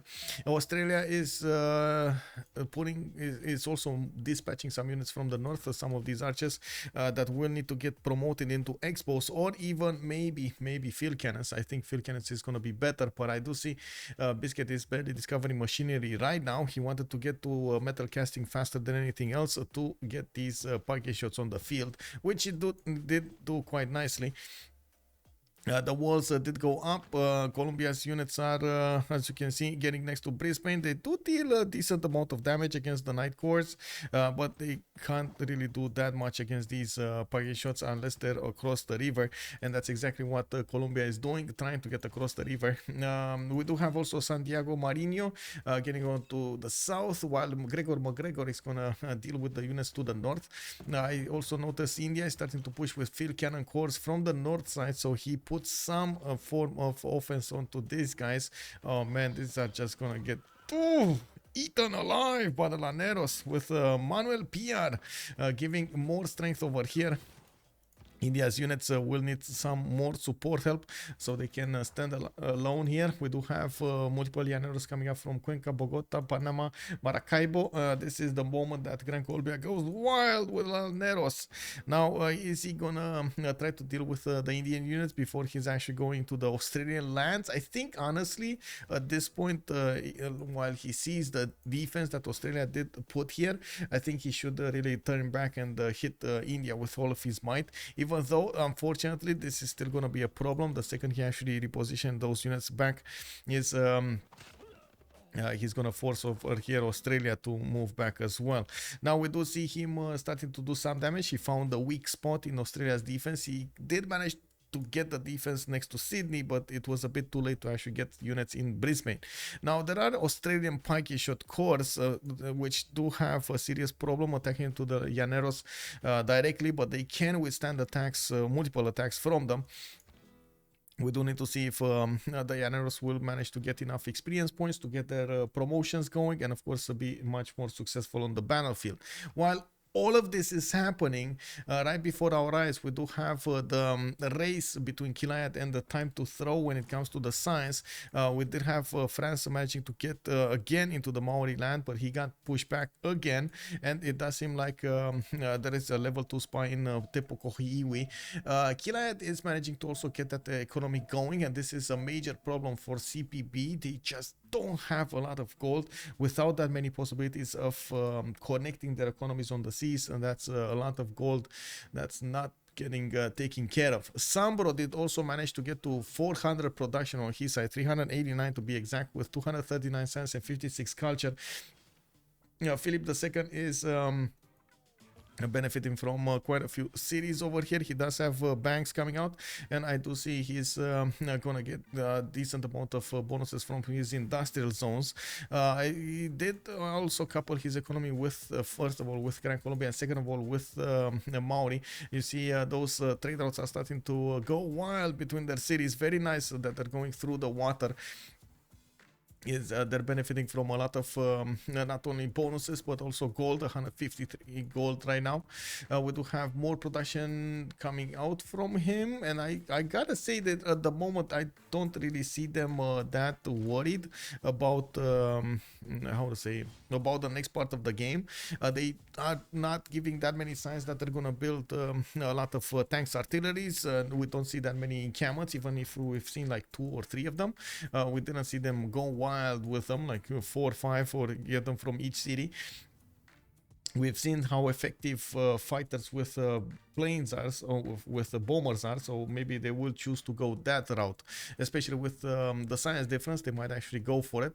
And we do have Cleopatra with 250 science, that is right next to India, and of course India is the one defending his culture victory. He might actually just throw a few bombs over here and be done with it. India will have a serious issue defending the east, but it does look like Mongolia is posing quite a bit of a challenge for Egypt to deal with. These courses with the plus 12 intel, the military advisory resolution of everything, it does they are quite strong for the Egyptian units to take care of. Now we will need to see if this is gonna hold true in the next part of the game. We do have multiple units coming out from Egyptian cities, the cuirassiers, and I see calves coming around here also. On the other side, we did notice the defense being put up by Australia. I did also notice India did manage to push back the Gran Colombian Llaneros with the support help of multiple cuirassier corps, bombards, and I did see the field cannon corps getting in there. These field cannon corps do deal a lot of damage. Llaneros would have needed the nationalism bonus. They did not get it. And they're also pushing from the south into the city of Brisbane, which is getting Governor Victor established next time. He's also getting another one of these spiking shots. And of course, Gran Colombia is going to start getting the experience points to promote his Llaneros. He just got one Corsairs for attacking into range and siege units. Now, Australia did also get to his own field cannons, which are going to make his units quite strong to go against Gran Colombian units. You can see Gran Colombia is trying to deny the opportunity of the crossbows to upgrade, or all of the crossbows to upgrade. Now these are still gonna need, they're gonna require gold from his teammates to upgrade into, and it doesn't look like there's that much gold available. While Gran Colombia is reaping the benefits of pillaging the tiles of his opponent here, doing considerable production damage, and at the same time getting a lot of gold on his side. Oh man, that's just, man, that, yeah, that those units, man, they're just going, tearing apart the Australian lands here, just tearing them apart one by one. The defensive river, yeah, the defensive river, man. These Llaneros, bro. These Llaneros. There are Indian Cuirassier Corps coming up for the defense, and we do see these guys are doing a lot of damage against the Llaneros if they get close to them, and that is the biggest challenge, to actually get close to them. Both of them are fast units, and they're running as fast as they can. On the other side, we do need to see if Maori is going to put more encampments down. I see a third one being put down, and starting to get the buildings. Fourth one. Okay, so it kind of feels like this is yeah, he's starting to gear up for that tank artillery push later on in the game. He's getting a lot of encampment training projects, and he definitely wants one of the modern great generals. It does seem like at the moment he's on 44 great points a turn, and he does have 63 out of 270. He's going to need at least 5 projects to actually get there. We got him repairing some of his campuses to get that science back.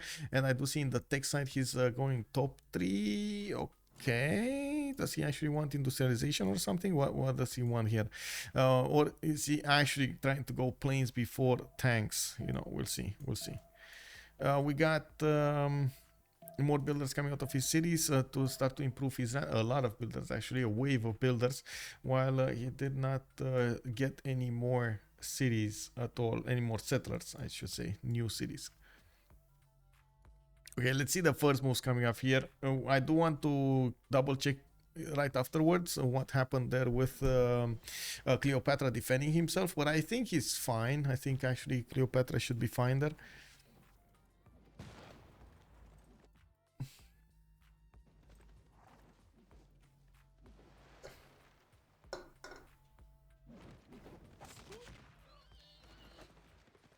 Okay, more of these pocket shots going down. He's getting his hoofs on these outbacks, since he's starting to get some more promotions in. Okay, very nice, very nice.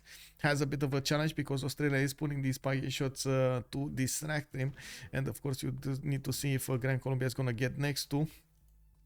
You did manage to pillage quite a few tiles here. Not all of them though. This one didn't get pillaged, this one didn't get pillaged, this one didn't get pillaged. I don't know why he's not pillaging. He's more focused on the units than the pillages.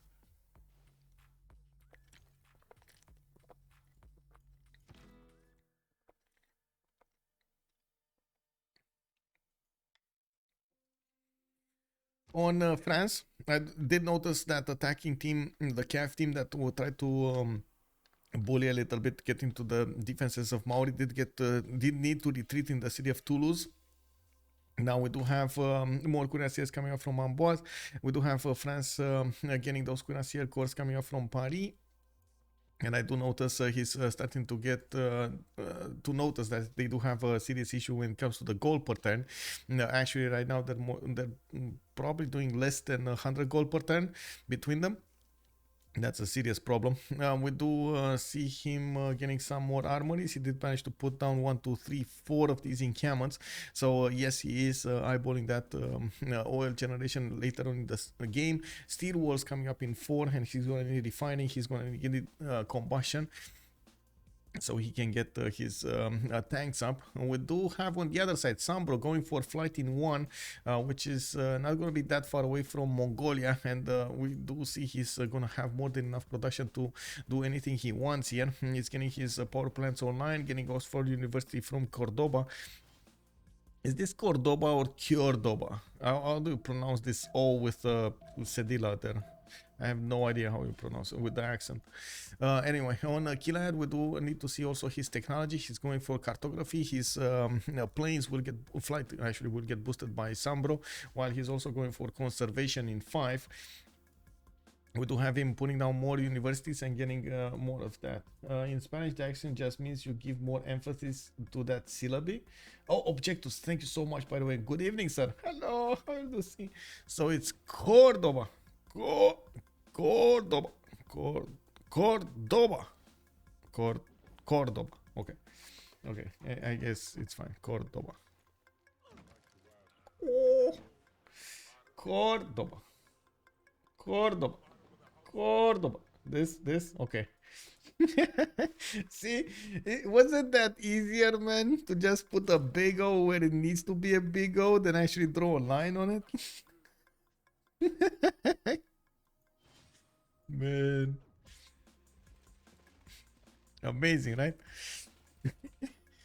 What Mirk does to people, to the new generation. Well, we do have Australia still being pushed by these Gran Colombian Llaneros. Some parking shots are dying left, right, and center, even if they're cored up. And Gran Colombia is managing to get a lot of pillages going here. Finally, he started to do the damage into his opponent's lands. He also, I gotta say, India is pushing back the Gran Colombian Llaneros, and he is encountering these units on the front line, but on the front line of Gran Colombia, I mean. But at the moment, it looks like India is much better prepared to attack into his opponent than Xpli is to go on the offense here. So there is a possibility that Xpli might actually fall to the concentrated power of India, and we do have some Mongolian units coming against him, while he is trying to get as much damage done against Biscuit on the other side.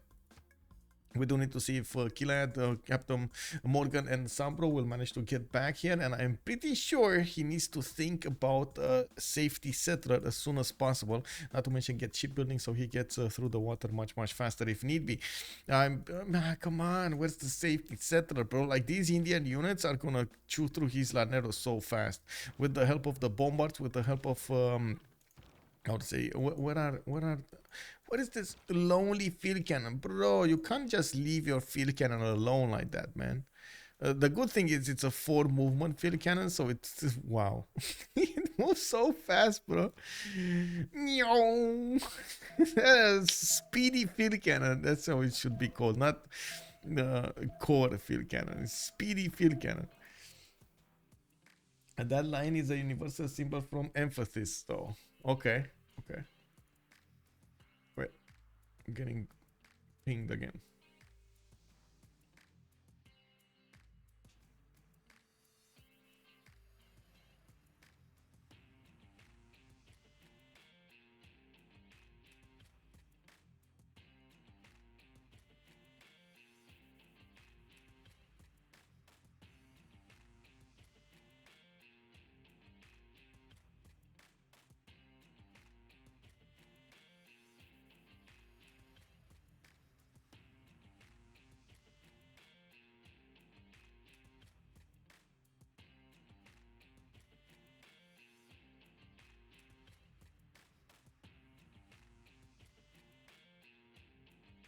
Oh, give me a second. I need to fix something really quickly. Oh, what is? Oh, this.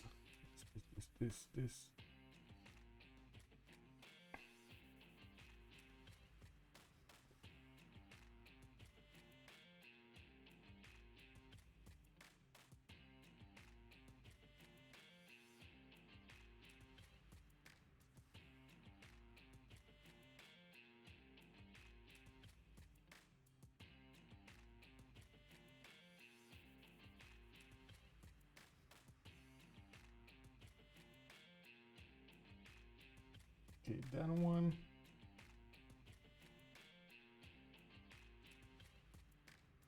And give me a second.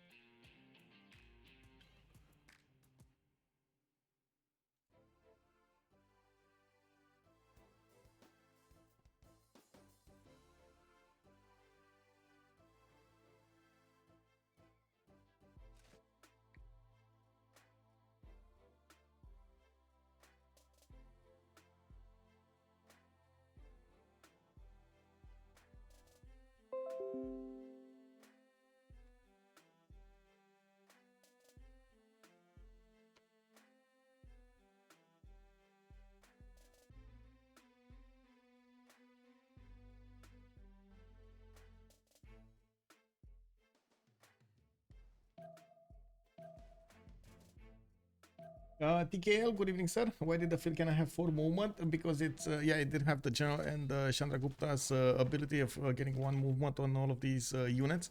And these are just going to make the Indian units extremely fast on the front line. Very important for the bombards to actually have the benefit of that movement, extra movement. They can move and shoot. And we do have an attack coming up directly to the capital city of Bogota to the north. Bogota. We do need to see if there will be more units being created here in Kozhikode, while we do have some more Indian cuirassiers coming up over there on the front line. Also, TKL, good evening and welcome, sir.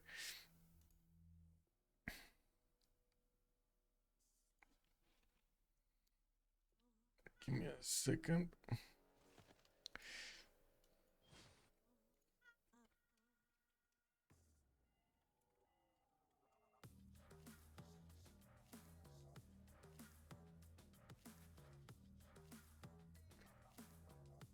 Ruro, Naked City. Ruro.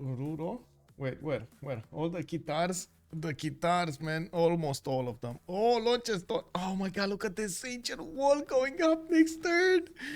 Oh, he's gonna be so mad. He doesn't have a movement left on the Llaneros, and they're just gonna die against the walls. Man, these are like flies on a windshield, you know.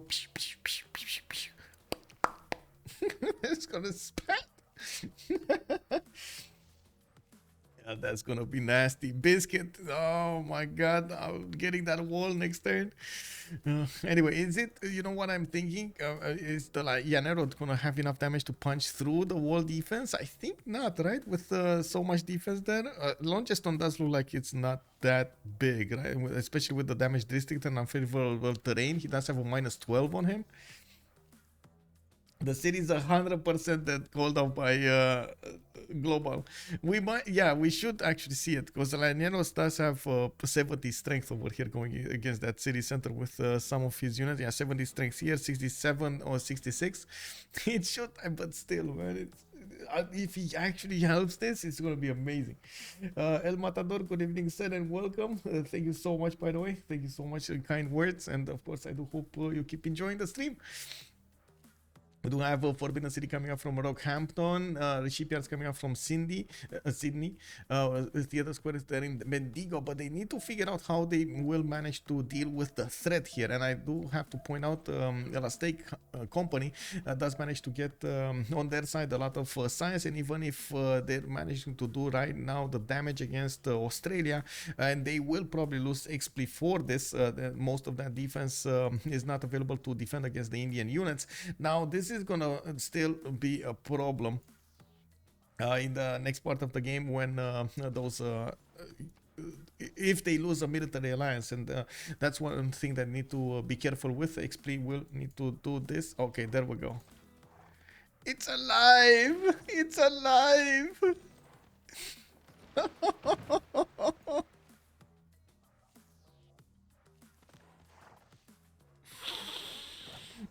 Oh my god.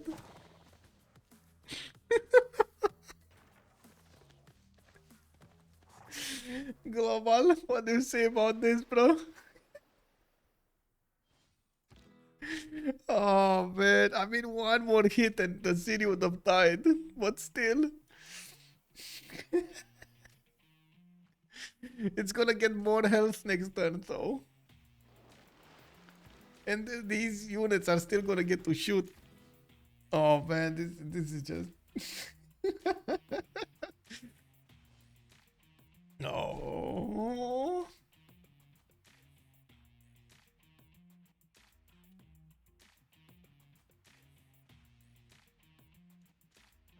That ironclad boosting the city strength help a lot? Yes, yes. Classic, right? Exactly. Vitashki is saying classic here. We do have the sliver of health and the walls blow. Yes. Man, he did what he needed to do, bro. He got what needed to be gotten there. And looks like it paid off. Maybe, I don't know. We'll see. I think at this point Colombia is so fixated on taking down a city, he might just throw all of these laneros against that city strength and see what happens, you know?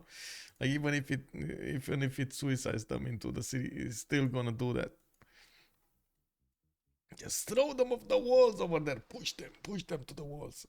We got Spain coming up with biplanes. Looks like he is managing to poke a little bit of Mongolia, while Mongolia was about here somewhere. It looks like he lost most of his Kesheks. The Egyptian cuirassiers did manage to push them back.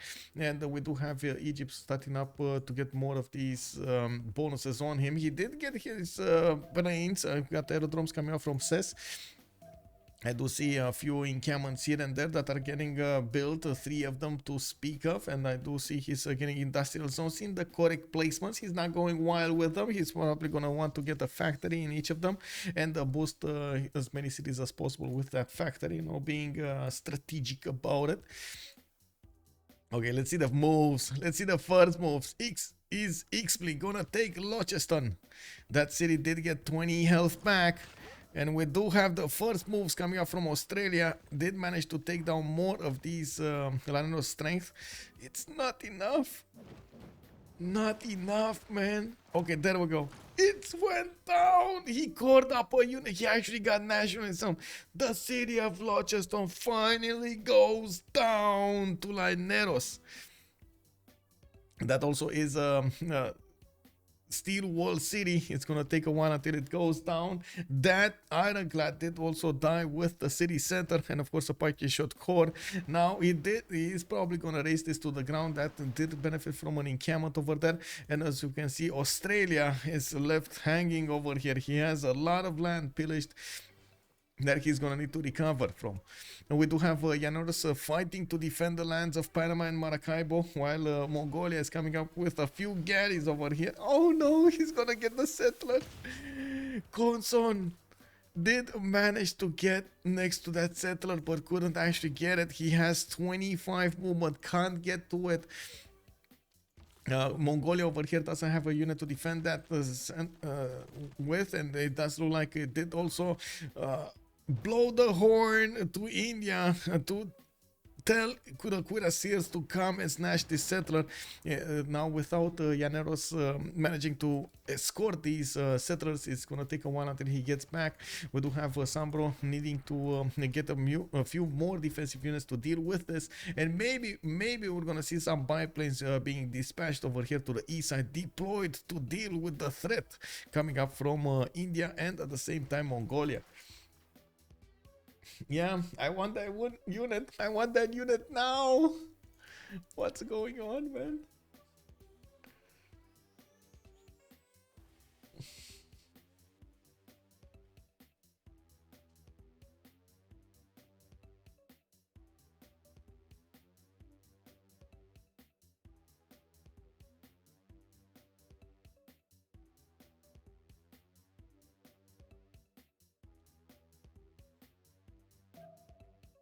Okay, so just a few seconds here. Locheston did get deleted. I do want to see what's going to happen with this settler here. Colombia might actually want to... I mean, there's like nowhere he could go without dying. I don't know why he's keeping this settler though.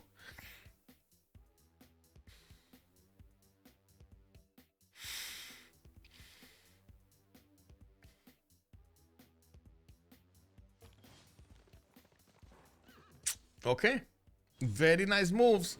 It was the Mongolia that got the moves. It was actually the shift entering of Xpli to get a parking shot there. It does seem like SunBro is putting some of these biplanes, deploying them to help defend against the cuirassiers, while the cuirassiers will one-shot the coursers getting closer to the Gran Colombian unit. It does also two-shot the parking shot if it gets next to him. It also seems like India is going to need to keep on pushing towards Maracaibo, while the courser of Mongolia did get taken down by the Cavs of Spain. It was a one-shot to that Cav, and of course Mongolia unfortunately did not have the first moves to take out that settler. Let's go. Now Mongolia, Gran Colombia actually does have one of these escorts for his settler. He's gonna try to get somewhere safe, and of course the safest place would be somewhere around here. I do think he can actually put a city on somewhere around here, and of course the biplanes of Spain just try to block all of the chokes for the east side. India is gonna smash his head against fighters, and it's not gonna be happy to do so. We got some more of these Llaneros starting to push back into the Indian lines of attack, and while they do benefit from how to say Governor Victor bonuses here, we do have them two-shotting the bombard course, and I do see them benefiting from Manuel PR as a general, commandant general there. Multiple aerodromes starting to be finished in the cities of Egypt. I did see one in Ses. I see another one in Aketatan. He's getting more of these biplanes going, and we do need to see where France is going to want to go for. That seemed like a tank artillery is going to be his choice, his weapon of choice, with multiple cuirassier corps coming out from his lands. We do have a TimeToThrow on 188 science trying to go against Killayad's 300 science and 129 culture. In the stat screen, Killayad does appear to have a lot more of this production going on, with 424 versus TimeToThrow's 260, and we do see a lot more food on his side as well. Now he is starting to get these sanctuaries going, which is going to be extremely important for his science generation. He's just going to go higher than this, and we do have him getting a few more temples here, and we do need to see if he's going to start putting those faith points into buying more units. He does have the GMC, and he is making 155 points of faith per turn. He has been spending most of his faith, and I'm pretty sure it was into buildings. He did get the Jesuit education earlier, so he's probably spending a lot of that into those. Surprise Coupe culture is so low. Yeah, 127. I guess so. Yeah, I guess so. He would need one of those mares here in Wakera Warawa. He's starting to put a lot more builders to work, so he gets his second growth, I believe. How to say, the forest, and you do see how much production he's getting from each of those. He's just gonna need to get one of those theater squares with a mare there. He's gonna be so happy about this. Okay, we need to see what's going on here. We do have the Colombian settler now peacefully moving to the west side. He's going to need to figure out where he's going to want to settle there, find his spot, and try to put down. We do have a bit of a problem here. I don't know what happened, but very quickly these Llaneros just disappeared from the map. Did he just delete his units or something? No, he's on 71 gold. Kick W. Well, it looks like the Indian units did manage to do a quick maneuver against the Llaneros before the Llaneros got the attacks going, and like 3 of them died here very quickly. Okay. Well, rip those, rip those.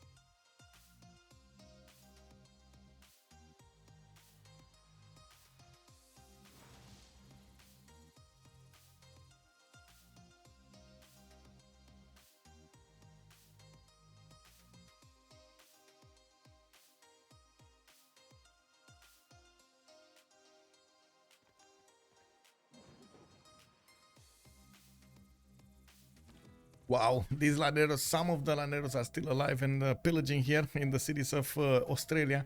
Definitely Australia got hit very hard by this, and to be honest, this is extremely surprising on the CPB side. We do have Australia with the most production, 322 production right now, and on the other side, of course, we're going to need to see if we got Catherine de Medici catching up to this, Chandragupta catching up to this. We don't really see them going that crazy when it comes to the culture.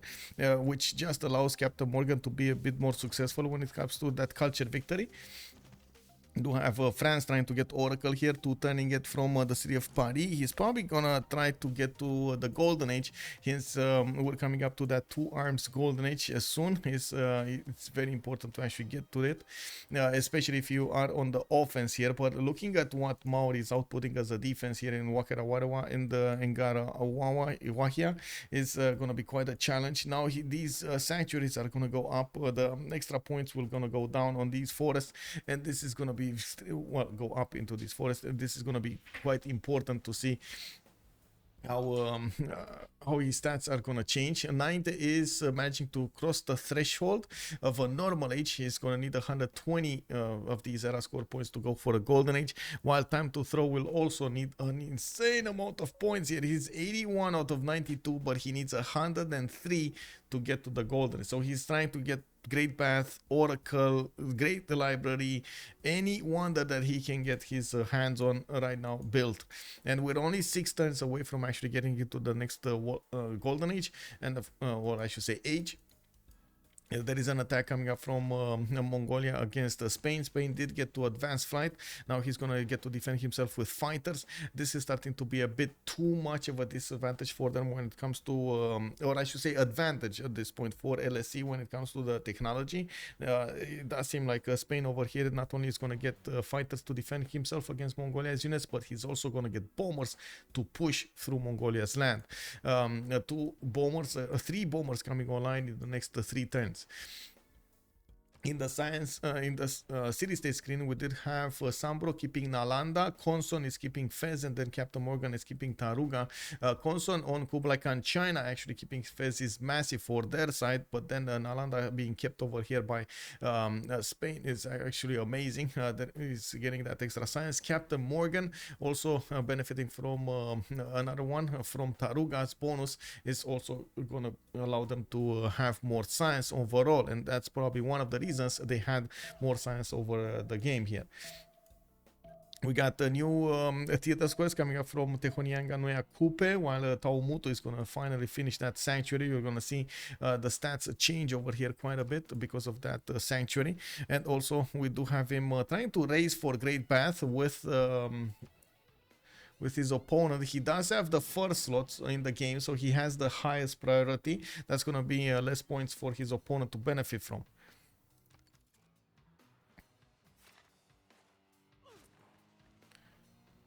Oh, look at these, man. Look at these, bro. Oh my god, this is beautiful. These styles, man. Oh yes, man. You know what's happening here, right? Wait, XLIX, they killed the bombard? Did they? Wait. Oh. Oh, I see what you mean. You are meaning the bombard of India. They did. How much total science on Spain fighters with ballistics and the calves? He's on 7,300 science versus who's next to him? Mongolia 2,300 and versus France is 5,700. And also Australia got griefed pretty bad. Turn 91 Oracle kick W. Danny Derpy, can you explain how those sanctuary tiles? Wait. So, give me a second. So first of all, it's easy. The first thing is to know that Maori does get extra 2 points of production on these tiles. One from what is it, early Empire, and another one later on in the game. I'm not sure if it's industrialization or something else. Give me a second. Mercantilism, an additional 1 point from mercantilism, and +2 production from conservation. So you get like 4 extra production on these ones, and I think he should be close to conservation if he didn't actually finish it. No, he didn't actually. It's what he did. I don't know. Natural history. I'm pretty sure he actually finished conservation. And then you get the growth bonus, which gives you the faith and how to say and the food, and then the culture, right? Food, faith, and culture, because you don't want to improve the tiles anyway. And next up, you do get that sanctuary, which lo and behold, you get extra science points, extra gold points, and another +2 production. So yeah, that's how you end up with 8 production points on these tiles. Yay! Hello, Van Bradley! How are you doing, sir? Long time no see! Bienvenue, monsieur! And of course, welcome everybody. Welcome to the stream here. We got competition going around here. This is the CivFR Squadrons. This is the francophone community, and we do have the players Chasse, Peche, Battleships. The team from Chasse, Peche, Battleships going against La Steak Company, and they're trying to figure out exactly how are they gonna do in the next part of the game. We had runaway Mongolian units going all around the opponent cities. We had Llaneros going against their opponents over here against Australia. Got to pillage most of his land, got to take away a city. We had also Indian Varus trade the punches over here with Australia from the beginning. With Gran Colombia from the beginning. I gotta mention we did have also France trying to do some attacks against Maori. Maori pushed him back, and now we got France coming in from a second round. We got tankers coming in over here from TimeToThrow going against Maori. It seems like we're going to need to see also how Spain is going to push back against Colombia with fighter planes, with bombers going against Urumqi here, while Mongolia does only have a few calves to defend himself with. We were talking about how Maori did amazing. A tear is running. Oh my god. Look at Maori's land over here. Oh, this is insane, bro. Oh, insane. In the brain. Oh my god, look at those tiles. Look at those tiles. Amazing. And we do have, let's see, Big Z also pointing out the preserves were such an amazing addition to the game. Yields like that are so satisfying to make on your tiles. Yes. Can they get better than that? More. I'm not sure if they can actually get better than this, honestly. Mares? No, they already have Mares. Oh, yeah, he needs to get Mares in here in Tehonianga Noia Coupe, or did he buy it? Yeah, he needs to get... Yeah, they can get a little better than this, actually. A little better. They can get 1 extra faith point and 1 extra culture point. The biggest thing is France does actually get to attack into the Maori line of defense against the Cuirassier Corps quite nicely. Killayad is combustion wanton and he's going to need quite a bit of gold to upgrade his units. He does have a decent amount of science and culture. Now he did manage to get to the core ability, and France does have +6 intel on his movements, not to mention the extra +5 from his Dark Age. Now Killayad is also in a Dark Age. He could put that +5 card in, so he equals out the bonus. Is he gonna do that though in time? That's the biggest question. In time. Forest fires? Yes. Oh my god, yes, you nailed it. Forest fires would be amazing.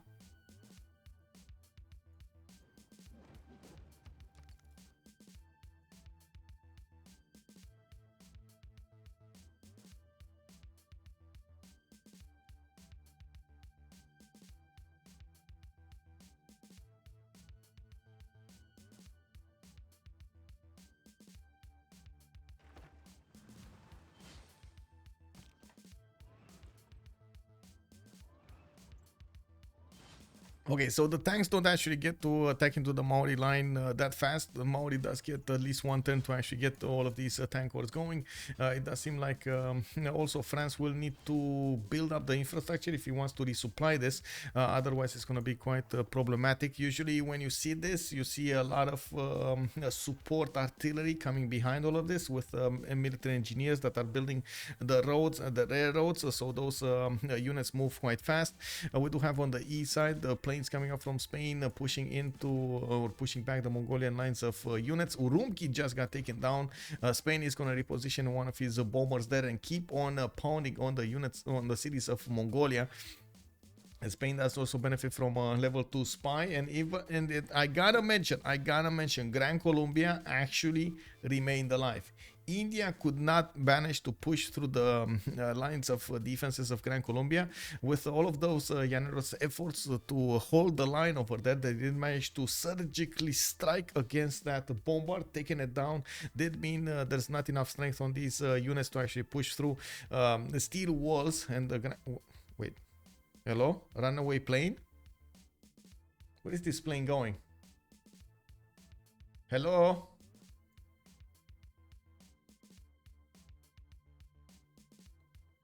What is this plane doing?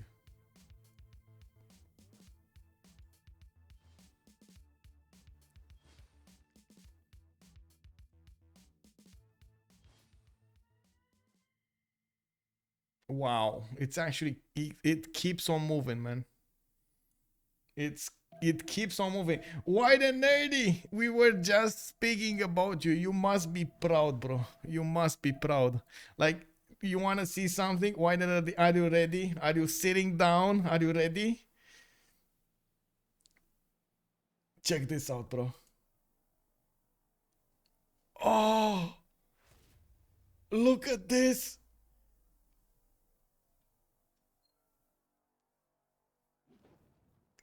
This is the bomb, the shell, biggest in stats, biggest in production, biggest in muscles, biggest in preserves. We had the preserves going. Oh my god, crazy. Look at that 8 production tile, bro. 8 production tile, man. We do have Maori also managing to do some damage over here against France. He did make a line of tank corps to defend himself. There aren't that many artilleries that can push into him. And you can see he did manage to put a forest on every one of his tiles. He's going to need to do something here. He's getting Statue of Liberty to probably try to deny it from... no, wait, no, they actually had Captain Morgane, right? Go for the culture victory. Why is he building? Oh, Nainte is going for it with 8 out of 20. So he wants to deny that opportunity from his opponents. We do have bombers appearing over here in Urumqi, trying to stabilize the rebellion. Spanish units are trying to go into Xanadu here. First, they do need that bomber to actually go through the defenses, while we do have fighters being deployed as close as possible to help out with the air superiority. Now we do need to take a look over here what's happening. Looks like Bendigo did get hit a little bit as well by those probably Llaneros. They just went in there, but couldn't manage to break the defenses. Gran Colombia did stand intact here. We did have him with a safety settler going somewhere, and it looks like it keeps on going to the south somewhere, so he's far away as possible from the front line. While we do have airports starting to come online from Spain, he's gonna go crazy with planes from now on, and gonna try to break his opponent as fast as possible, taking out the cities with the initial strength of the cities with the bombers, and following up with the calves that are gonna take out those cities. Looking at the tech side here, we do have SunBro also is covering combustion next and with mobilization in 3, while Konson is 5 turns away from getting rifling. That's unfortunate for him because he's not going to get steel walls, which will slow down. It's not going to stop, but it's going to slow down the bombers.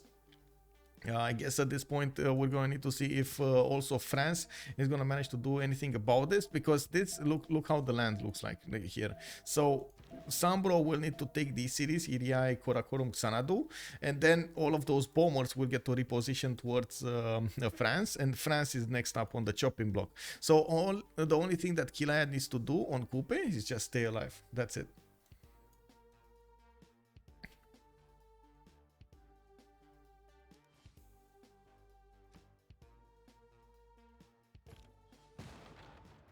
And I think he's gonna stay alive.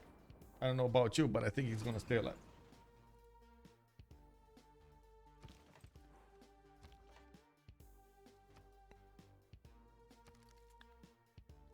There was also a quote-unquote advancement for Captain Morgane when it came to the culture victory. It was Nainte and Biscuit that were defending him, and of course Biscuit, we've seen him get hit there quite importantly. We're going to need to see if he's gonna recover and to put more defense over that. We got the first capital city taken down. Spain did manage to take Xanadu while he's moving forward towards Karakorum. That also will slow down the Konson's advancement towards steel walls, and it doesn't look like he's gonna get them anymore. On the other side, we do need to see if France's double row of tanks will manage to push through the lines of defenses of Maori. Maori does benefit from first of all, two bonuses, right? Defender of the Faith, and second of all, the Victor defense. He should be much stronger than his opponent on the defense here. But I gotta say, also, France does benefit from a +6 intel on opponent's movement. So, you know, they kind of equal themselves out there. We do have Ferris wheels coming up from Taumutu, more tank corps being hard built here from the cities of Maori, and I still don't see a Mare here in the city of Tehonianga Nui Akupe. Stock exchanges for some more gold, and the Statue of Liberty in Taupiri. This is something we do need to see also over here in India's land. He doesn't have a city on the coast that he could actually build Statue of Liberty from, and he did put a lot of attack going, a lot of strength going into Gran Colombia, and now he's so gonna get pressured by Egypt from the east side. Egypt does have bombers coming out from 1 to 3 cities, and he did put quite a few fighters online as well. He's gonna need to deploy them to the west side, and I gotta say, this is perfect, like ideal placement for these Egyptian cities, so they can start deploying those bombers from them against Jabalpur, against Hyderabad, Patna, and so on. So if they do manage to break India here, they will probably keep on going towards their opponent's main cities. They might actually force they might actually force a concede vote here. We'll see. We'll see.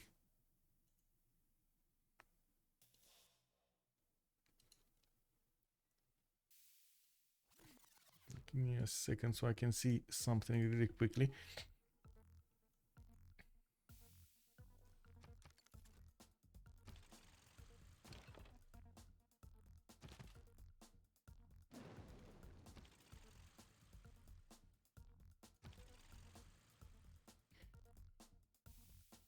Hey, Gatti Anthony, good evening, sir. Just in time for the bombers. Yeah, let's see what's happening here. Another bombing attack coming up from Spain. Actually, 2 of them. One in Karakorum, one in Coquecota. Coquecota did go down. Spain will need to get the Karakorum as well.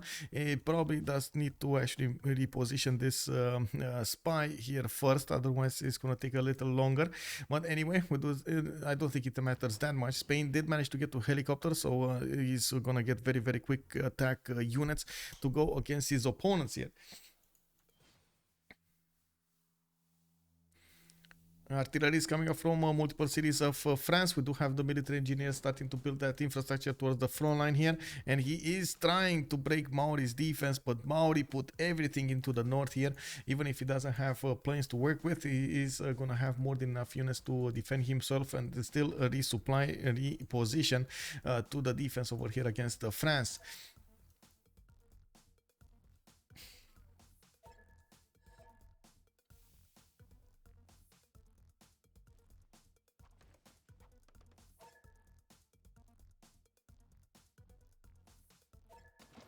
Yeah, I gotta say, amazing to see on lakes. Unbelievable, man. Man, the steak was just exactly on point over there. You know, it was made properly.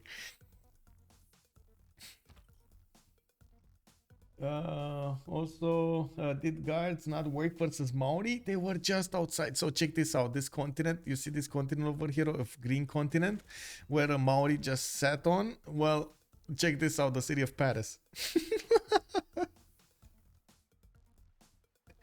It was one tile, bro. One tile. Unbelievable. I mean, he didn't know, right? He didn't know. He had to choose east or west, and he chose in place. It is what it is. And GG! We got a GG! Last Take Company manages to push their opponents to the brink. They got the concede vote, snatched them away from them. Australia with an amazing defense over there against the Landeros couldn't actually punch through that much later on in the game, even if he had the most production from their side. They had to go against Gran Colombia. Gran Colombia with the Llaneros did so much damage. Mongolia was everywhere on the map, hitting everybody with 26 science. He was like pew pew pew pew pew, poking everybody over there. We did have Maori with the biggest styles. Oh, cookie tiles, the biggest tiles. And then we did see how Spain just got so much science, so much culture. He got his planes. Egypt did the same. They went both for planes and bombers, and we went full circle over here to see how much damage they were doing and how fast they were doing it against their opponents. GG, well played for SCP, LSC and the CBB, for Chasse, Peche, Battleships and Last Take Company. Last Take Company snatched this victory, and we're gonna need to hear them out in in the post-game chat. I gotta mention, this is the Francophone community. We're gonna hear them talk a lot in French, and I can only be thankful if they're gonna answer a few questions in English. If you have any kind of question over here, just throw it down in the stream chat, and I'm gonna do my best to actually find a window of opportunity to ask them about it. Je pense que vous avez oublié Maori, quoi. Non, non, on n'a pas du tout du Maori. C'est vraiment pas si ouf en fait, Maori. Moi, après cette game, je me dis, c'est lambda quoi. Bah après, c'est parce que je dois prendre des unités. Hein. Je te jure que c'est le seul que j'ai pas fait chier et tous tes teammates ils étaient à peu près à ton niveau quoi. Donc bon. Ah, mais, mais la France avait un plus 12 chez moi. Oui, forcément, oui. Hein? Bah la France avait un plus 9, plus 12 à un moment chez moi. Donc oui, j'ai dû prendre des unités.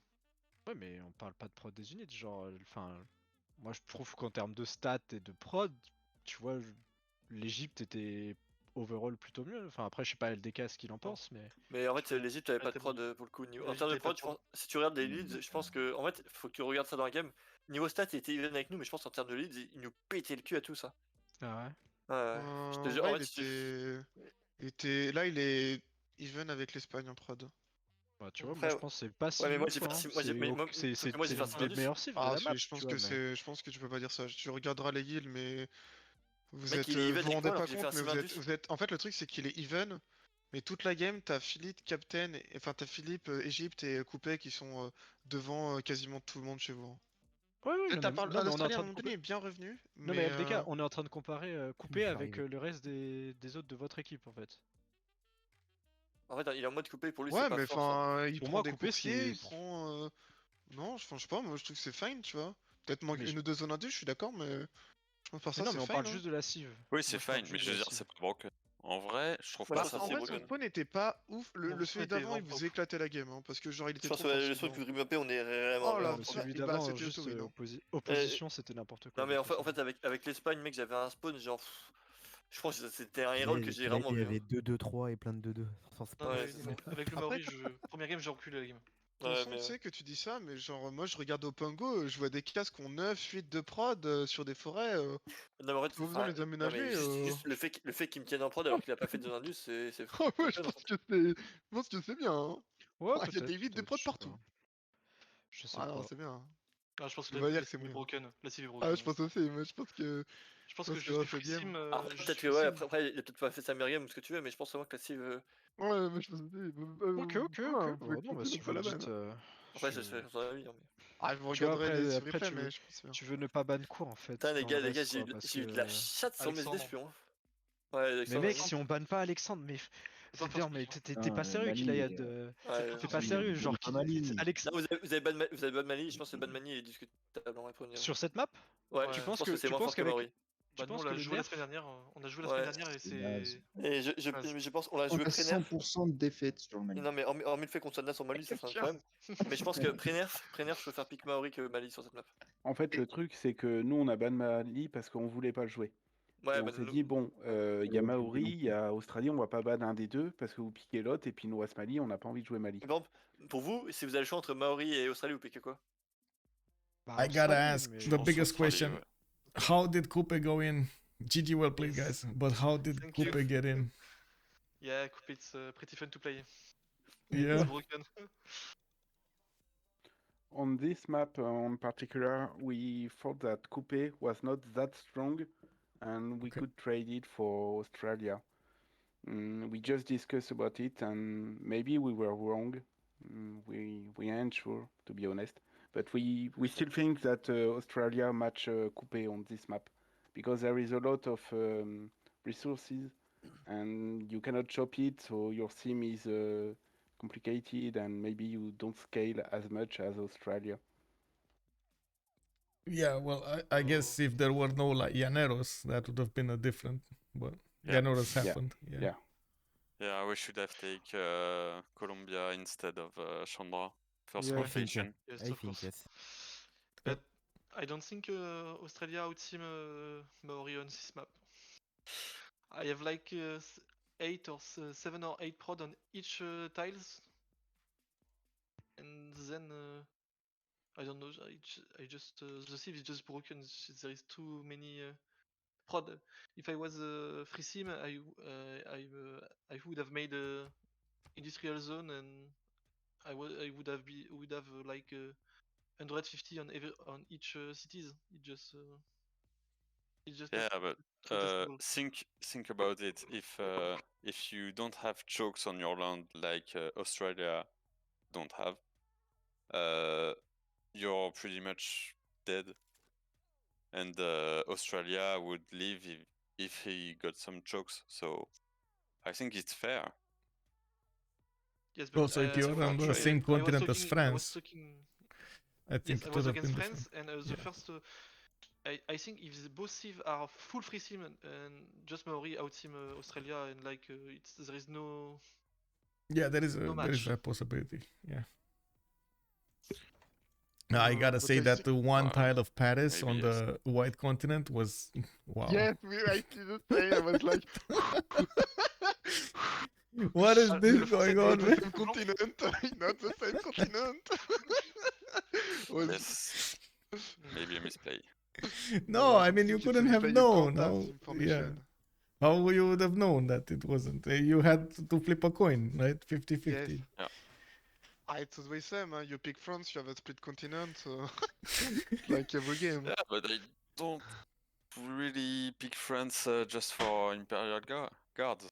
Yeah, yeah. I mean, just Coursiers are But- amazing on France. You did but take to a be city, honest, right? The one on the west. The one that got exposed got taken down from Maori. Yeah, Yes. it was a little bit greedy, but Yeah. I didn't know it would have sent Corsair by this way. Yeah, that was really well played. Yes. After it's by B10 or B11, I don't remember, but Ouais. Didi. change nothing on the game. 10. Ouais. C'était 10ème, je crois. Ouais, voilà. Ça change rien. You get lucky on roll map. Et t'inquiète pas que quand j'ai vu des courses C++, j'étais en train de claquer du cul, mon pote.